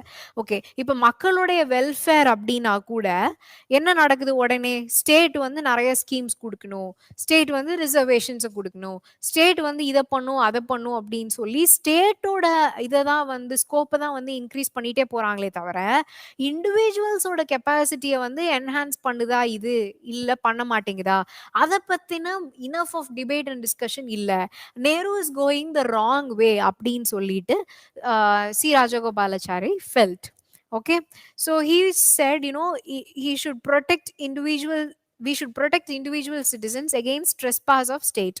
Trespassனா என்ன, அத்துமீறி நுழையிறது. ஓகே, டோன்ட் ட்ரெஸ்பாஸ் அப்படின்னு சொல்லிட்டு இந்த ஃபென்ஸ்ல எல்லாம் வச்சிருப்பாங்க அப்படின்னா அது மீறி உள்ள நுழையாதீங்க, இது இன்னொருத்தவங்களோட ப்ராப்பர்ட்டின்னு அர்த்தம் இல்லையா. அந்த மாதிரி இண்டிவிஜுவல்ஸோட ரைட்ஸை வந்து வயலேட் பண்ணி ஸ்டேட் வந்து இன்னொருத்தனுக்கு நல்லது செய்யறது சரியில்லை அப்படின்னு சொல்லி சொல்றது. இது இன்னைக்கு மாடர்ன் டேர்ம்ஸ்ல இதை வந்து எப்படி புரிஞ்சுக்கலாம் அப்படின்னா, ஒருத்தனுக்கு வந்து ஸ்டேட் வந்து ஒருத்தருக்கு நல்லது செய்ய, நம்ம இந்தியன் பாலிட்டியில படிச்சிருக்கோம்ல, ஸ்டேட் வந்து ஒருத்தங்களுக்கு நல்லது செய்யறேங்கிற பேர்ல இன்னொருத்தவனோட உரிமைகளை பறிக்குது இன் டேர்ம்ஸ் ஆஃப் ரிசர்வேஷன், அந்த பாலிசி இந்த policy kind of arguments that come up, right.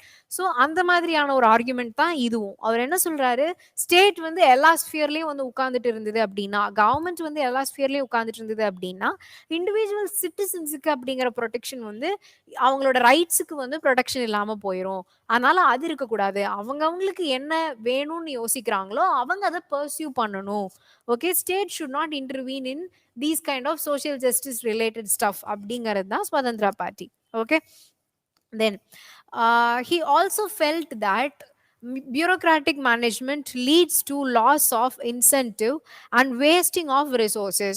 So இப்போ ஸ்டேட் தான் வந்து எல்லாத்தையுமே பண்ண போகுது. மக்களுக்கு நலன் அப்படின்னாலே அது வந்து அரசாங்கத்தால் தான் நடக்கும் அப்படின்னா அப்போ என்ன ஆகும்? அரசாங்கம் யார் மூலியமா அது கொடுக்கும்? பியூரோக்ராட்ஸ் மூலியமா கொடுப்பாங்க. அப்போ பியூரோக்ராட்ஸ் வந்து இதை மேனேஜ் பண்ண ஆரம்பிச்சிட்டாங்கன்னா என்ன ஆகும்? மக்களுக்கு நடுவில் காம்படிஷன்ங்கிறதே இருக்காது. அவங்க வந்து ஃபைட் பண்ணி ஒரு இடத்துக்கு வரணுங்கிற அந்த டெண்டன்சியே இல்லாமல் போயிடும். அண்ட் இப்போ நம்ம பியூரோக்ராட்டிக் ரெட் டேப் இதெல்லாம் சொல்றோம் இல்லையா? எக்கானமில நீங்க படிச்சிருப்பீங்க. அதிகமா எந்த அளவுக்கு பியூரோக்ரசி இன்வால்வ் ஆகுதோ அந்த அளவுக்கு பிசினஸ் டிலே ஆகும், ப்ராசஸஸ் டிலே ஆகும். ஓகே. ஸோ அவனுக்கு வேண்டியதை அவனால செய்ய முடியாது. அதே மாதிரி ரிசோர்சஸ் நிறைய வேஸ்ட் ஆகும். ஸோ இந்த மாதிரி விஷயங்களை வந்து சுதந்திரா பார்ட்டி வந்து இம்மீடியட்லி ஆஃப்டர் இண்டிபெண்டன்ஸ் அதிகமாகவே பார்க்குறாங்க during the Nehruvian era and they are opposing it. Okay. So this is actually a very unique party by then. So as we saw about Rajaji, we need to also see another Gandhian, a very important, interesting personality. And why in my slides, நான் last கிளாஸ்லேயும் அப்படி தான் பர்சனாலிட்டிஸ்க்கு கொஞ்சம் importance கொடுத்து அவங்க என்னெல்லாம் பண்ணாங்கங்கிற எல்லாமே ஸ்லைட்ஸில் போட்டிருக்கேன். So you need to also go through if you also find more facts about these people which are worth. Okay, like exam UPSC கேட்கும் அப்படின்னு நினைக்கிற வேற ஏதாவது பாயிண்ட்ஸ் நீங்க கேதர் பண்ணீங்கன்னா கூட from good text you can put inside the slides in keep it for yourself. Okay. So yes, personalities are becoming increasingly important for UPSC prelims. Like ஒரு time வந்து லால் பால் பால் அவங்கள வச்சு plus இன்னொரு option வச்சுட்டு அந்த பர்சனோட profile கொடுத்து அந்த person யாருன்னு கேட்டாங்க. So this kind of things can happen. That's why I am telling their life story so that you remember. Okay. So Jayaprakash Narayan, a Nehruvian turned Gandhi way. So Jayaprakash Narayan during our vandu vera Rajagopalachari was initially a Gandhian, okay, who turned anti-Congress. A Gandhian who was inspired by Gandhi joined Congress but left Congress and created a new party. He wanted to be anti-Congress completely. But this person, Jayaprakash Narayan, he is actually a Nehruvian. Nehruvian means he was inspired by Nehru. He came that way. Then he was turned to the Gandhian way. Okay, so this is what we see. Now, so இதில் என்ன நடக்குது அப்படின்னா Jayaprakash Narayan, he was US educated. Okay, he studied in US. Central problem of Indian society, according to Jayaprakash Narayan, was inequality of wealth. மக்களிடையே வந்து wealth distribution. Okay, எல்லாரும் வந்து சமமான சொத்துரிமை கொண்டவர்களாக இல்லை.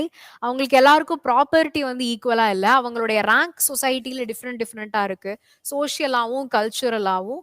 அண்ட் இவங்க எல்லாருக்கும் இருக்கக்கூடிய ஆப்பர்ச்சுனிட்டிஸும் வெவ்வேறையாக இருக்குது. இந்த ஏற்றத்தாழ்வுகள் தான் இந்திய சமூகத்தோடைய முக்கியமான பிரச்சனை அப்படிங்கிறத வந்து ஜெயபிரகாஷ் நாராயணன் பார்க்குறாரு. Okay. And there is sharp contrast. இவர் ஏன் காந்தி வேல் போல அப்படின்னா his wife was a strong follower of Gandhi. Okay, so she took the route of celibacy and she was a very serious admirer of Gandhi. And so this person, he became obviously a follower of socialism, and so he was inspired more by Nehru. Okay, so he joined Congress. அதனால நேருவால Impress ஆகி காங்கிரஸ்ல join பண்ணக்கூடிய ஒரு personality தான் Jayaprakash Narayan. So 1932 அவர் civil disobedience மூவ்மெண்ட்ல வந்து கலந்துக்கிறாரு. He was imprisoned. Okay. And அவர் பிரிசன்ல இருக்கும்போது தான் அவர் ஒரு இன்ட்ரெஸ்டிங்கான விஷயம் என்ன பார்க்குறாரு அப்படின்னா, all the communists, okay, Indian communists எல்லாமே அல்லது இந்தியாவில் இருக்கக்கூடிய சோஷியலிசம் பேசக்கூடியவங்க, கம்யூனிசம் பேசக்கூடிய தலைவர்கள் எல்லாமே they are worshipping a foreign nation. Okay, they R நம்மளுடைய இந்தியா அப்படிங்கறத தாண்டி ஒரு வெளியே இருக்கக்கூடிய ஒரு நாடை ஏன் வந்து யூனோ ஃபேண்டசைஸ் பண்றாங்க, why they are liking it அப்படின்னு சொல்லி they had a question. Okay, I mean Jayaprakash Narayan had a question. So this was like something that made Jayaprakash Narayan think further. Okay, so he said, see, yes, Socialism and communism is something really admirable, but we need to have something which also works according to the Indian socio-cultural situation. ஏன் அப்படின்னா communist மேல அன்னைக்கும் இன்னைக்கும் வைக்கப்படுற ஒரு முக்கியமான opposition அல்லது criticism in general என்ன அப்படின்னு நீங்க பாத்தீங்க அப்படின்னா, கம்யூனிசம் வந்து நம்ம எக்கனாமிக் டிட்டர்மினிசம் சொல்லுவோம். எக்கனாமிக் டிட்டர்மினிசம்னா என்னங்கிறத நான் உங்களுக்கு ஏற்கனவே பாலிட்டி கிளாஸ்ல எக்ஸ்பிளைன் பண்ணியிருக்கேன். Which means it gives more emphasis on economic strata. Okay, மக்களுக்கிடையே இருக்கக்கூடிய பிரச்சனை வந்து அவங்க கிட்ட இருக்க காசு தான், அவங்களுக்கு இருக்கக்கூடிய பொருளாதார ஏற்றத்தாழ்வுகள் தான் அப்படின்னு தான் கம்யூனிசம் வந்து சொல்லுது. சரிங்களா? ஆனா அது அல்லாம இந்தியாவை பொறுத்த வரைக்கும் இன்னும் சில ஏற்றத்தாழ்வுகள் இருக்கு. என்ன?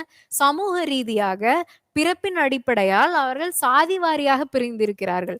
அதே மாதிரி வேற எப்படியா பிரிஞ்சிருக்காங்க? மத ரீதியாக பிளவுபட்டு நிக்கிறாங்க. சோ இந்த மாதிரியான பல வேறுபாடுகள் உள்ள இருக்கக்கூடிய இந்த இடத்துல communists do not recognize the socio or cultural inequality as higher or having larger impact on the lives of people. Okay, so they still see the economic problem as their predominant issue. Okay, ஏன்னா இப்ப இன்னைக்கு scenario நீங்க எடுத்து பாருங்க, நம்ம பழைய scenario விட்டுலாம். For a minute we are talking about reality. Now even if a SC or ST person has a lot of wealth equal to a open or OBC person, he is still an SC, right? Socially, culturally, they are still not integrated into the larger society. Okay, அப்ப பணம் இருந்தா ஒருத்தனோட ஏற்றத்தாழ்வுகள் இல்லாம போயிருமா? இல்ல. கரெக்டா? இத வந்து இன்னுமே கம்யூனிஸ்ட் வந்து முழுசா ஒத்துக்கிற மாதிரியான ஒரு சினாரியோ கிரியேட் ஆகாம இருந்தது then. Okay, during the freedom struggle. Even now it's little bit so அப்படின்னு வச்சுக்கலாம். Though the communist in Tamil Nadu are a bit different from how the other parts மத்த கம்யூனிஸ்ட் விட டிஃப்ரெண்டா இருந்தாலும் கூட, because they have a more grounding in the a kind of diverse situation that's prevalent in Tamil Nadu. But however, it's still the same. Okay, largely in terms of ideology it's still same. It gives more emphasis on the economic sphere and not to the socio-cultural sphere. So இந்த மாதிரி இருக்கும்போது Indian கான்டெக்ஸ்டுக்கு தேவையான ஒரு socialism தேவைப்படுது. So அப்ப ஜெயபிரகாஷ் நாராயண் ஜெயில இருந்து வெளியே வரும்போது he convinced and formed the Congress Socialist Party in 1934. Okay, 1934ல ஒரு காங்கிரஸ் சோஷியலிஸ்ட் பார்ட்டி வந்து he is creating. In 1948 he again formed a new socialist party with lot of other leaders, and he was an activist on ground person. ஓகேங்களா? அவர் வந்து ஒரு all India union of railways, postal and defence workers, இந்த workers யூனியன்ல எல்லாம் வந்து அவர் வந்து பிரசிடென்டா இருந்திருக்காரு.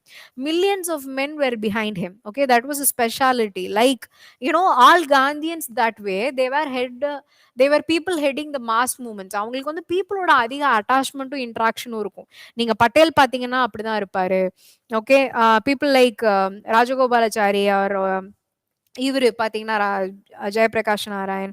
ஸோ இவங்க எல்லாமே வந்து ஸோ நான் ஏன் வந்து இப்ப காந்தியோட எக்ஸாம்பிளா இவரை சொல்றேன் அப்படின்னா, ஏன்னா இந்த ஃபேஸ்ல அவர் இனிமே காந்தியனா மாற போறாரு. இது வரைக்கும் நேருவியனா இருந்தாரு, இனிமே காந்தியனா மாற போறாரு எப்படிங்கறத நம்ம பார்ப்போம். ஓகே, ஸோ ஜாயின்ட் வினோபாவே இன் பூதான் மூவ்மெண்ட். ஸோ இந்த இடத்துலதான் மக்களுடைய உண்மையான பிரச்சனைகளை உணர்கிற ஜெயபிரகாஷ் நாராயண் ஆச்சாரியா வினோபாவே அப்படிங்கிறவர் என்ன பண்ணிட்டு இருந்தாரு, ஹி இஸ் ஸ்டான்ச் காந்தியன். அவர் பூதான் மூவ்மெண்ட் அப்படிங்கிற ஒரு மூவ்மெண்ட்டை வந்து ரன் பண்ணிட்டு இருந்தாரு. அந்த மூவ்மெண்ட் என்ன பண்ணிட்டு இருந்தது அப்படின்னா, மக்கள் நிலசுவந்தார்கள் எல்லாமே அதிக நிலங்களை அவர்கள் கையில வச்சுக்கிறது மூலியமா நிறைய மக்களை வந்து அடிமைகளாக வச்சிருக்காங்கிறத புரிஞ்சுக்கிட்டதுனால அவர் என்ன பண்றாரு, ரிச் லேண்ட் லார்ட்ஸ், ஏற்கனவே பல ஆயிரம் ஏக்கர் லேண்ட் வச்சிருக்கக்கூடிய சாமிந்தார்கள் அல்லது நிலச்சுவந்தார்கள் என்ன பண்ணணும் அப்படின்னா, கீழே நிலம் இல்லாம இருக்கக்கூடிய மக்களுக்கு வந்து நிலங்களை அழிக்கணும், கொடுக்கணும் அப்படிங்கறத வந்து ஒரு கேம்பெயினாவே ரன் பண்றாங்க. தட் இஸ் கால்ட் பூமி தானம். ஓகே, பூமி தானம்னா கொடுக்கிறது இல்லையா, தானமா கொடுக்கிறது. சோ பூமி தான், நிலத்தை தானமாக கொடுக்கக்கூடிய அந்த பூதான் மூவ்மெண்ட்டை பண்ணிட்டு இருக்கிற ஆச்சாரியா வினோபாவே கூட என்ன பண்ணிக்கிறாரு, Jayaprakash Narayan is also joining. Okay, so now இப்போ வந்து கிரவுண்ட்ல போய் ஒர்க் பண்ணும்போது தான் காந்தி எவ்வளவு தூரம் ரெலவெண்ட் அப்படிங்கிறது புரியுது. கிராமங்கள்ல என்ன விதமான மாதிரியான அடக்குமுறைகள் இருக்குங்கிறது புரியுது. கிராமங்கள் ஏன் தன்னைத்தானே நிர்வகிக்கணும் அப்படின்னு காந்தி சொன்னாரு. Village self rule, Gandhian principles of decentralisation of power, இது எல்லாமே வை இட் மேட் சென்ஸ் அப்படிங்கிறது அவருக்கு புரியுது. ஓகே, அவர் அப்பதான் வந்து என்ன பண்றாரு அப்படின்னா, he understood Gandhi's critique of modernism. Okay, அவர் வந்து சயின்ஸ் டெக்னாலஜி வேண்டான்னு சொல்லல. ஓகே, மாஸ் ப்ரொடக்ஷன் வேண்டான்னு சொல்லல. ஆனா மாஸ் ப்ரொடக்ஷன் பண்ணுனா மக்களிடையே இருக்கக்கூடிய திறமைகள் இல்லாம போகும், அவங்களுக்கான வேலை வாய்ப்புகள் இல்லாம போகும், மக்கள் வந்து தன்கிட்ட இருந்தே ஏலியனேட் ஆகி போயிருவாங்க அப்படின்னு சொல்லுவாங்க. இது வந்து நீங்க ஜென்ரலா நம்மளுடைய சுச்சுவேஷன்ல பார்க்கலாம் நம்ம இண்டஸ்ட்ரீஸ்ல. ஃபார் எக்ஸாம்பிள், இண்டஸ்ட்ரியில இருக்கிற எல்லா தொழிலாளியும் ஒரு சாதாரண தொழிலாளி தான். அவனுக்கு லார்ஜரா அவன் என்ன ப்ராடக்ட் ப்ரொடியூஸ் பண்றாங்கிறத பத்தின ஒரு அறிவே முழுமையாக இருக்காது. இத வந்து ஒரு ரொம்ப காமனான எக்ஸாம்பிள் வச்சு சொல்லணும் அப்படின்னா, ஒரு சிவகார்த்திகேயன் மூவி வந்தது இல்லைங்களா, வேலைக்காரன் அப்படின்னு சொல்லிட்டு. So that is a food factory. ஆனா அவன் அதுக்குள்ள என்ன பண்ணிட்டு இருக்கான்னு தெரியாது. ஏன்னா அந்த இண்டஸ்ட்ரி ஒண்ணு என்ன பண்ணிரும், வெவ்வேறு டிவிஷன்ஸா டிவைட் பண்ணிரும். அப்போ ஒவ்வொருத்தங்களையும் ஒவ்வொன்னா ப்ரொடியூஸ் பண்ண வைக்கும். கரெக்ட்டா? ஆனா உள்ளுக்குள்ள என்ன ப்ரொடியூஸ் ஆயிட்டு இருக்குங்கிறதையோ, அல்லது அதுக்குள்ள என்ன டாக்சின் இருக்குங்கிறதையோ, அவங்களுக்கே வந்து அத பத்தின அவேர்னஸ் இருக்காது. அவங்க அந்த ப்ராசஸ்ல இருந்து ஏலியனேட் ஆயி போயிருவாங்க. கரெக்ட்டா? அப்ப என்ன பண்ணுது? டீஹியூமனைஸ் பண்ணுது உன்ன. அதுவே நீ வந்து உன் வீட்ல ஒரு ஊறுகாய் தொழிற்சாலை நடத்தினா கூட, அதுல என்ன நடக்குதுங்கிறது உனக்கு தெரியும். நீங்க 10 பேர்த்த கொண்டு வேலை செய்ய வச்சீங்கன்னா, அது எல்லாத்துடைய நலன் சார்ந்த ஒரு துறையா இருக்கும். ஆனா அதுவே மாஸ் புரொடக்ஷன் அல்லது அதிகமா வந்து இண்டஸ்ட்ரீஸ உருவாக்குறது, அதிகமான மெஷினரீஸ உருவாக்குறது அப்படின்னு வரும்போது என்ன ஆயிரும், மக்களுடைய நலன் சார்ந்த விஷயங்களாகவே இது இருக்காது. முதலாளிகளின் கையில போயிரும். மக்களோட கெப்பாசிட்டிய வந்து யூட்டிலைஸ் பண்ணாது. It will make them mere robots. Right. So இதெல்லாம் தான் காந்தி பேசினாரு அப்படிங்கிறத ஜெயபிரகாஷ் நாராயணன் ரொம்ப லேட்டர் ஆன் தான் ரியலைஸ் பண்றாரு. ஸோ அதுக்கப்புறம் வந்து இவர் ஆக்டிவ் பாலிடிக்ஸ்லயே இல்ல.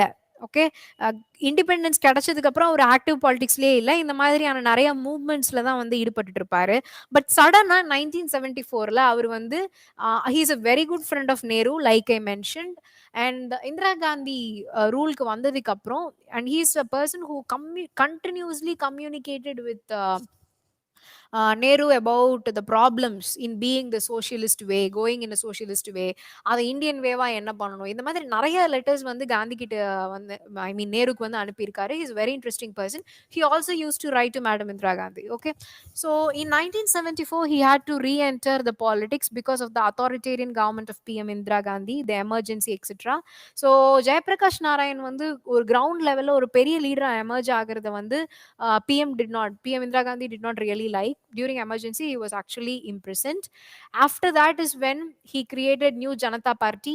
Um, அப்பதான் நியூ ஜனதா பார்ட்டி கிரியேட் ஆச்சு. அதுல அவரும் ஒரு சின்ன பங்களிச்சாரு. And he also campaigned for the Janata party success in the next coming years. Okay, so நம்ம இது வரைக்கும் பார்த்துருக்கிறதோட லெட் ஸ்டாப். நம்ம இப்போ ராஜகோபாலாச்சாரியா ஃபார்முலா வரைக்கும் மட்டும்தான் பார்த்துருக்கோம். ஆம், அதோட கண்டினியூஷனா ராஜகோபாலாச்சாரியாங்கிற ஒரு பர்சனாலிட்டியை பார்த்தோம். அதுக்கப்புறம் வி சா அனதர் காந்தியன் அப்படிங்கிற வகையில, நேருவியன் பிளஸ் காந்தியன் அப்படிங்கிற வகையில we saw Jayaprakash Narayan.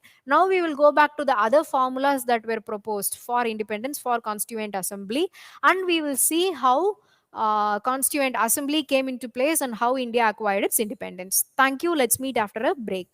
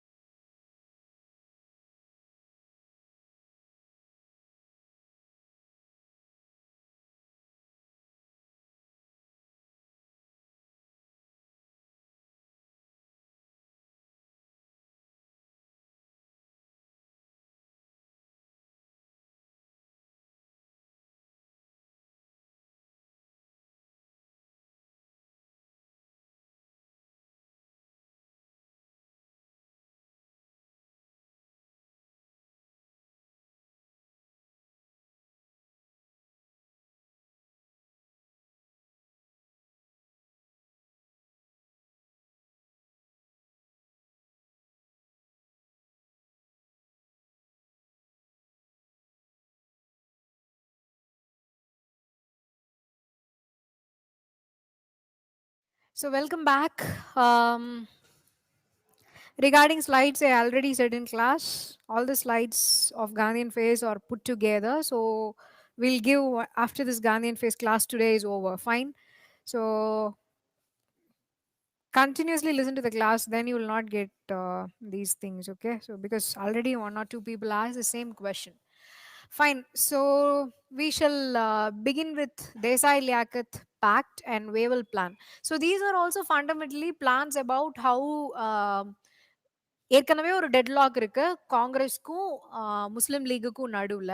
So இது ரெண்டையும் ரெண்டு பார்ட்டிஸும் எப்படி நெகோஷியேட் பண்ணி ஒரு இஃபெக்டிவான இதுக்கு வந்து வர முடியும் அப்படிங்கிறதுக்காக. ஓகே, ஸோ அதுக்கு தான் வந்து டிஃப்ரெண்ட் டிஃப்ரெண்ட் பிளான்ஸ் ப்ரொப்போஸ் பண்ணிட்டு இருக்காங்க ஒவ்வொருத்தரும். Rajagopalachari proposed plan and now we are having this Desai Liaquat pact. So இது என்ன அப்படின்னா interim government formation kaga.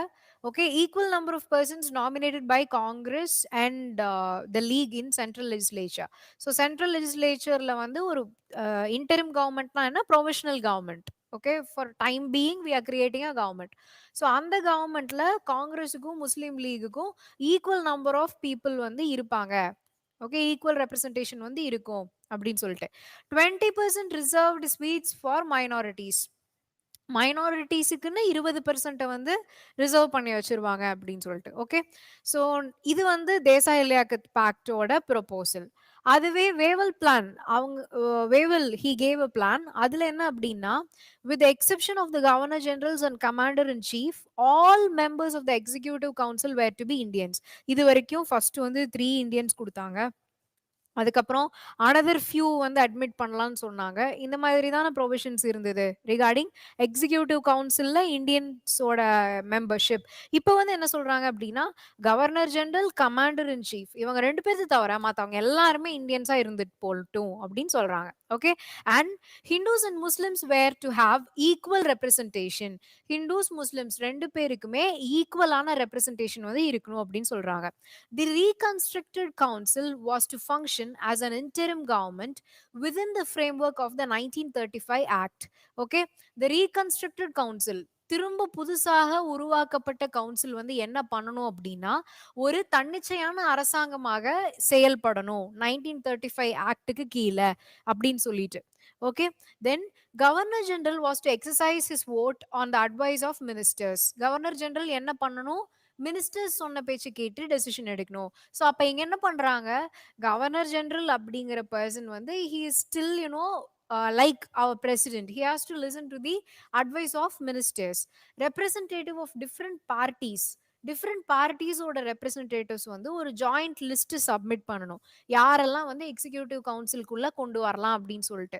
So அந்த எல்லா பார்ட்டிஸும் சேர்ந்து முடிவெடுத்து அதுல இருக்கிறவங்களை கொண்டு தான் எக்ஸிக்யூட்டிவ் கவுன்சிலுக்குள்ள ஃபியூ மெம்பர்ஸை வந்து அப்பாயிண்ட் பண்ணுவாங்க. இந்த மாதிரியான ரூல்ஸ் தான் இருந்தது. Okay, if a joint list was not possible, ஒரு ஜாயிண்ட் லிஸ்ட் ஒருவேளை கொண்டு வர முடியலன்னா ஒவ்வொரு பார்ட்டியும் தனித்தனியா அவங்களுக்கு வேண்டிய லிஸ்ட்டை கொடுக்கலாம், அவங்கள இருந்து சிலரை வந்து எக்ஸிக்யூட்டிவ் கவுன்சிலுக்கு தேர்ந்தெடுப்பாங்க. இந்த மாதிரியான நெகோசியேஷன் பிளானை வந்து யார் கொடுத்தா, Wavell gave. Okay, so at this point, okay, all people, different factions are proposing different plans because Congress and Muslim League and even the British do not know what kind of a constituent assembly to create, how to create, who has to be given power, etc. That is being the fundamental problem for now. Okay, so now they are creating now in the point la தான் எங்கேயுமே யார்கிட்டயுமே தெளிவில்லாத ஒரு இடத்துல தான் Bose comes into the picture. Okay, so he tries to get support from the other countries and liberate India, so through army and things like that. So இது வந்து ஒரு different move இது வரைக்கும் இருந்ததுல இருந்து. ஏன்னா இது வரைக்கும் காங்கிரஸ் ஒரு பக்கம் ப்ரொடெஸ்ட் பண்ணுது, முஸ்லீம் லீக் ஒரு பக்கம் பண்ணுது, மாசஸ் வந்து ஒரு ஒரு ஃபேக்ஷன் அல்லது இன்னொரு ஃபேக்ஷனோட நிக்கிறாங்க.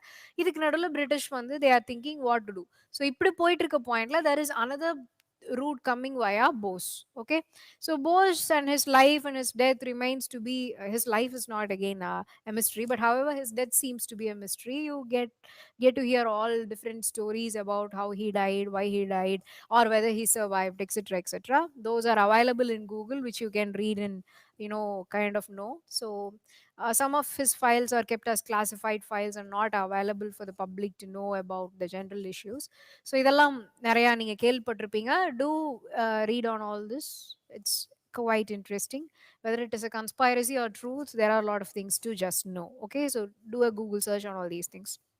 Now, so Bose, as a person, he was born in Cuttack, a province of Bengal, and he was a person who was selected for the Indian Civil Service. Okay, he wrote Indian Civil Services. He got selected, but he refused to join because he said, "If I'm going to get freedom for our country, I'm not going to serve under the British. If I serve under the British, it makes no sense to again fight against them."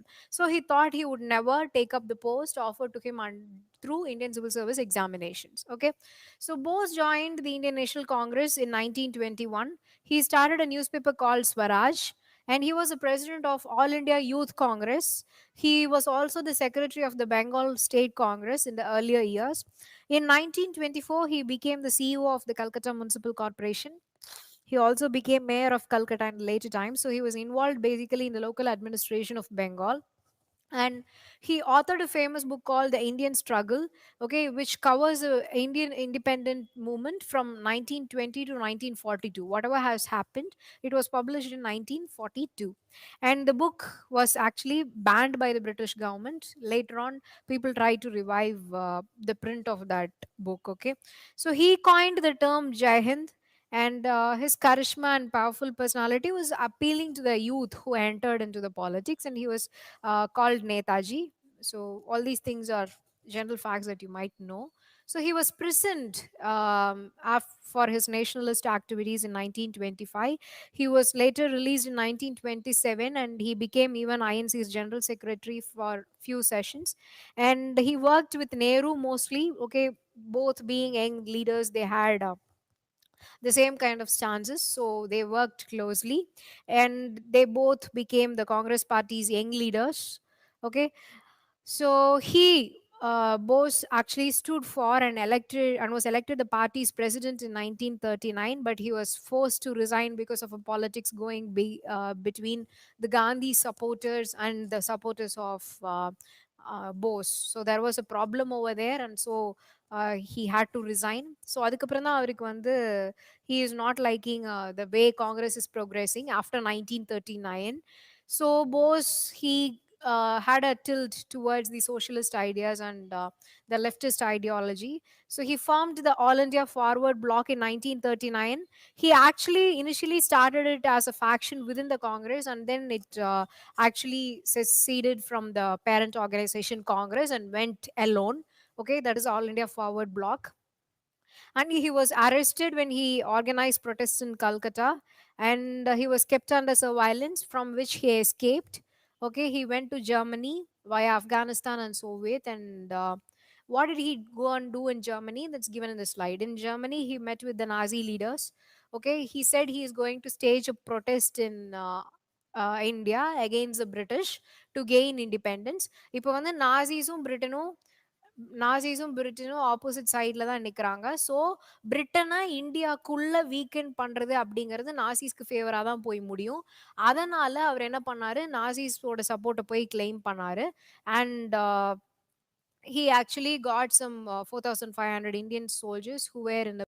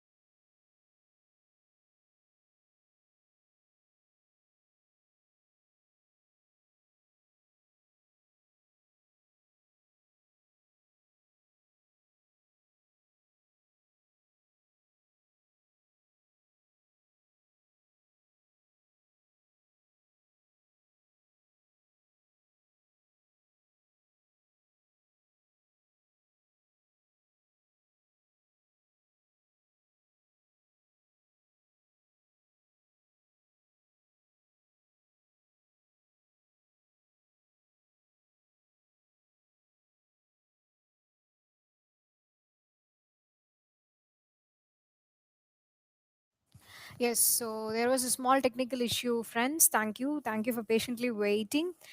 So, yes, we do not know whether Bose really escaped the attack by British, or whether he survived, or how he survived, etc. etc. So, there are a lot of theories behind it. So, that's how the story of Bose ended. You just go through these slides, but this was a phase when there was, a large um, mass interest towards என்ன சொல்றது, okay, enough of the wait, let's get freedom, let's get fresh air அப்படின்னு சொல்லி எல்லாருமே என்ன பண்ண ஆரம்பிச்சாங்க, ஒவ்வொரு சைட்ல இருந்து ப்ரொடெஸ்ட் பண்ண ஆரம்பிச்சாங்க. ஸோ அப்போ நடந்தது தான் இந்த ராயல் இந்தியன் நேவியோட mutiny or the revolt. Okay, அவங்க ஏன் ப்ரொடெஸ்ட் பண்ண ஆரம்பிச்சாங்க எகெயின்ஸ்ட் பிரிட்டிஷ் அப்படின்னா, racial discrimination and INA, Indian national ஆர்மிலேருந்து பிரிசனர்ஸாக வந்து நிறைய பேர்த்த வார் பிரிசனர்ஸாக அந்த they came and attacked the north eastern part of India right against British. So அந்த டைமில் கேப்சர் பண்ணப்பட்ட Indians, okay, they were again Indian soldiers who fought for India, okay, under the leadership of Netaji. So they were taken up by British and they were tried in courts. They were supposed to be imprisoned and things like that. So அது வந்து அவங்களுக்கு மிகுந்த எரிச்சலை வந்து கொடுத்துச்சு. Not audible.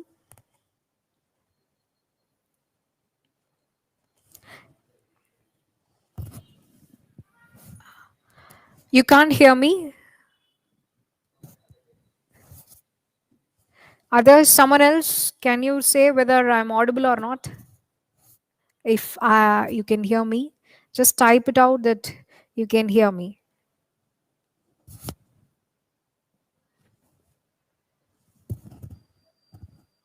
Okay, good then. Yeah.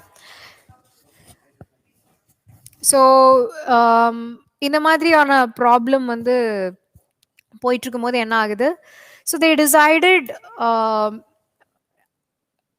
இந்தியன்ஸுக்கு ஆதரவா Indian சோல்ஜர்ஸையே வந்து எப்படி வந்து பிரிட்டிஷ் வந்து இத்தனை காலமா யூட்டிலைஸ் பண்ணிட்டு இருக்காங்க அப்படிங்கிறது அவங்களுக்கும் புரியும் போது, சி, எந்த கவர்மெண்ட்டுமே எந்த முக்கியமான ஒரு ப்ரொட்டஸ்ட்டுமே எப்போ அதோட முடிவு சந்திக்கும் அப்படின்னா, அரசாங்கத்துடைய முக்கியமான இன்ஸ்ட்ருமெண்ட் என்ன, ஆர்மி அல்லது police, so law and order இருந்தால் தான் வந்து ஸ்டேட்டுங்கிற ஒன்று வந்து ப்ராப்பராக இருக்க முடியும். ஸோ அதை வந்து உடைக்க யாராவது ட்ரை பண்ணுறாங்க அப்படின்னா, அதுக்கு எகெயின்ஸ்டா என்ன பண்ணுவாங்க, போலீஸை யூஸ் பண்ணுவாங்க அல்லது மிலிட்ரி யூஸ் பண்ணுவாங்க. ஸோ இந்த போலீஸ் அண்ட் மிலிட்ரியே எப்போ மக்கள் பக்கம் நிற்கிறாங்க அப்படிங்கிற சுச்சுவேஷன் வரும்போது, then state becomes less powerful, right? It's just government. Okay, அவங்களுக்கு வந்து மக்களை, அவ்வளோ பெரிய மக்கள் சக்தியை வந்து அடக்கிறதுக்கு இனிமேல் எந்த கெப்பாசிட்டியும் இருக்காது.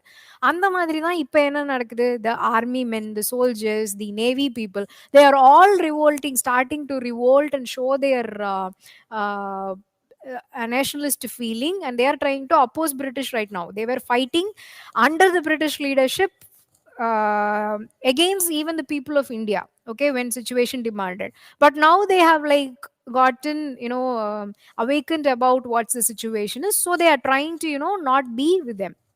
நவ் இது நடக்கும்போது என்ன ஆகுது அப்படின்னா, இவங்களே போராடும் போது அடுத்து சிட்டியில இருக்கக்கூடிய பீப்புள், ரூரல்ல இருக்க பீப்புள் அப்படின்னு கொஞ்சம் கொஞ்சமா நம்மளுடைய சோல்ஜர்ஸே ஏன் கொள்றாங்க, ஓகே, ஐஎன்ஏ ட்ரையல்ஸ்ல இருக்கிறவங்க எல்லாருமே நேதாஜி வந்து யார் வந்து வார் பிரிசனர்ஸா ஜெர்மன் எடுத்துட்டு போயிருந்தாங்களோ இந்தியன் சோல்ஜர்ஸா, அவங்களுக்கு கொண்டு வந்து தான் போராட வைக்கிறாரு. ஸோ அவங்களையே வந்து எப்படி அப்போஸ் பண்ணலாம், இவங்களுக்கு கீழே ஒன்ஸ் அப்பான டைம் இவங்க ஃபைட் பண்ணிட்டு இருந்தாங்களா, இவங்களே எப்படி ட்ரையல் பண்ணலாம், இவங்களே எப்படி இம்ப்ரிசன் பண்ணலாம் அப்படிங்கிற பாயிண்ட்டுக்காக பீப்புள் எல்லாருமே, ஜென்ரல் சென்டிமெண்ட்ஸ் இந்த country is coming up.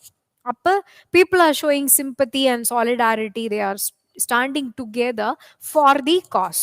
Okay, so what happens as a result? Decision to send cabinet mission. Okay, British government decides, okay, let's send a mission, let's decide on this issue, let's take a decision அப்படினு சொல்லிட்டு cabinet mission is coming to India. So it happens in 1946. Why this mission? They wanted to form an interim government. இதுக்கு மேலயும் ஒரு government, interim government or provisional government வந்து form பண்றத தள்ளி போட முடியாது அப்படிங்கிறதுனால ஒரு இன்ட்ரிம் கவர்மெண்ட்டை ஃபார்ம் பண்ணலாம். அதுக்கு தேவையான பிரின்சிபல்ஸ் என்னென்ன, ப்ரொசீஜர்ஸ் என்னென்னங்கிறத நெகோஷியேட் பண்றதுக்காக கேபினெட் மிஷன் ஒன்று அனுப்புறாங்க. But cabinet mission rejected Pakistan demand. Okay, they cabinet mission said it's okay to have a common center or the Indian Union with a federal structure. Okay, and provinces will have residual powers, they'll have the extra residual powers. Then states வந்து 3 செக்ஷன்ஸா பிரிக்கிறாங்க. Okay. So அது வந்து again it's a problematic thing. Okay. 3 செக்ஷன்ஸா பிரிச்சு அதை வந்து administer பண்றதுக்கு complicated rules and all these things. Then 3 tier executive and legislature, that is province லெவல்ல ஒன்று, அவங்க ப்ராவின்சஸ் எல்லாம் ஒன்று சேர்ந்து ஒவ்வொரு பார்ட்டா இந்தியாவை பிரிக்கிறாங்க, அது செக்ஷன் சொல்றாங்க. அதுக்கு மேல வந்து சென்ட்ரலைஸ்ட் அல்லது யூனியன் லெவல், இப்படி 3 லெவலா வந்து பிரிக்கிறாங்க. Proportional representation for voting to constituent assembly. Okay. Proportional representation for voting to constituent assembly, இதெல்லாமே வந்து கேபினெட் மிஷன்ல வந்து ப்ரொபோஸ் பண்ணப்பட்டது. Princely states no longer under British paramountcy. இது வரைக்கும் எந்தெந்த பிரின்ஸ்லி ஸ்டேட்ஸ் வந்து பிரிட்டிஷ் கீழே இருந்தாங்களோ அவங்க எல்லாம் இனிமே பிரிட்டிஷ்க்கு கீழே இல்லை. ஓகே. இப்படியான அரேஞ்ச்மெண்ட்ஸ் எல்லாத்தையுமே சொல்லிடுறாங்க. அப்ப இது என்ன பிரச்சனையில முடியும்? ஓகே. ஒரு இன்டரிம் கவர்மெண்ட் ஃபார்ம் ஆகுது. ஆனா இதுக்கு முஸ்லீம் லீக் 100% எகெயின்ஸ்ட். எதனால? பாகிஸ்தான் டிமாண்டை வந்து என்ன பண்ணிடுறாங்க? கேபினெட் மிஷன் ரிஜெக்ட் பண்ணிடுறாங்க. Yes, that is why you know interim government form ஆயிரும். ஓகே. அந்த பீரியட்ல கூட கம்யூனல் ரயாட்ஸ் தொடர்ந்துட்டே இருக்கும். Hindu Muslim violence would be at peak in 1946. Okay. So League வந்து என்ன பண்ணுவாங்க? they will follow an obstructionist approach, meaning அவங்க எந்த கவர்மெண்டோட எந்த மீட்டிங்க்கும் வரமாட்டாங்க, டெய்லி அசம்பிளியோட டிபேட்ஸுக்கு வரமாட்டாங்க. அவங்க ஒரு பிரச்சனை என்ன இருந்தது அப்படின்னா, they wanted to fight for having a separate Pakistan. நீங்க அதுக்கு டிமாண்டுக்கு ஓகே சொன்னீங்கன்னா தான் நாங்க அசம்பிளிக்கே வருவோம், எங்களுக்கு வேண்டியது தனிநாடு, நாங்க வந்து இந்த ஒரே யூனியன் கான்செப்டுக்கு நாங்க ஒத்துக்கல அப்படின்னு சொல்லி அவங்க சொன்னாங்க. Wavell during that period tried his level best to bring Muslim cooperation for this thing, but it was never happening. So Congress, which was headed by Mr. Nehru, was sworn in. Okay, the interim government started functioning, but however Muslim League was continuing to obstruct the business of the assembly. Okay, this was the scenario then. So at last they decided now this business cannot go on because Muslim League is in no way cooperating and this single union business is not okay for them. So இவங்க வந்து தேவையான இந்தியாவையும் உருவாக்க விட மாட்டேங்கிறாங்க, இன்னொரு new ப்ரோபோசலையும் வைக்கிறாங்க. அப்படிங்கிற பாயிண்ட்ல Atlee, okay, the new government comes into power in Britain. So Mr. Attlee makes a statement there. Okay, he sets a deadline for transferring powers. அப்படி இதுக்கு மேல வந்து நம்மளால முடியாது, will transfer the powers. Okay. He actually hints a little about creating two countries in fact in his statement. So he fixes June 30 1948 as the dead end. Okay, அதுக்குள்ள வந்து இந்த questionக்கு ஒரு decision உருவாக்கப்பட்டோம். The countries or a country will come into picture அப்படிங்கறது வந்து at least hinting at. Okay. So Mountbatten, he would replace Wavell as a viceroy அப்படின்னு சொல்லி அட்லி வந்து சொல்லிடுறாரு. So then Mountbatten comes into place as a viceroy. So what happens? Mountbatten comes here and he gives a proposal about how to go about, how to have a constituent assembly, how to have Pakistan, India, etc. So என்ன சொல்றாருன்னு பாப்போம். British India was to be partitioned into two dominions. So first ரெண்டு dominion-ஆ பிரிக்கிறாங்க. Dominion-னா என்ன? Again they are not completely independent now, but they'll still be under British till they create their own constitutions and they have a proper elected government on their own. They'll be still under British. Okay. அப்படி ரெண்டு Dominion, முதல்ல ஒரு Dominion தான் சொன்னாங்க, India அப்படிங்கிற single union. But now there are going to be two. One is India, the other one is Pakistan. Okay. So Hindus and Muslims vote for partition. Hindus Muslims ரெண்டு பேருமே என்ன பண்றாங்க? they will vote. Okay, they'll decide whether or not to have partition. The constitution framed by Constituent Assembly would not be applicable to Muslim majority areas. So whichever part is going to become Pakistan, அவங்களுக்கு வந்து India create பண்ண அல்லது Indian constituent assembly மூலியமா உருவாக்கப்படுற constitution பொருந்தாது. Okay, அவங்களுக்கு தேவையான constituent அசம்பிளியை create பண்ணிக்கலாம் அப்படின்னு சொல்லிட்டாங்க. The date for the transfer of power was fixed on August 15, 1947. So அன்னைக்கு வந்து இண்டிபெண்டன்ஸ் டிக்ளேர் பண்றது அப்படின்னு டிசைட் பண்ணியாச்சு. A referendum was to be held. ஒரு referendum, what is meant by referendum? Have you heard of these devices? Referendum, recall, plebiscite.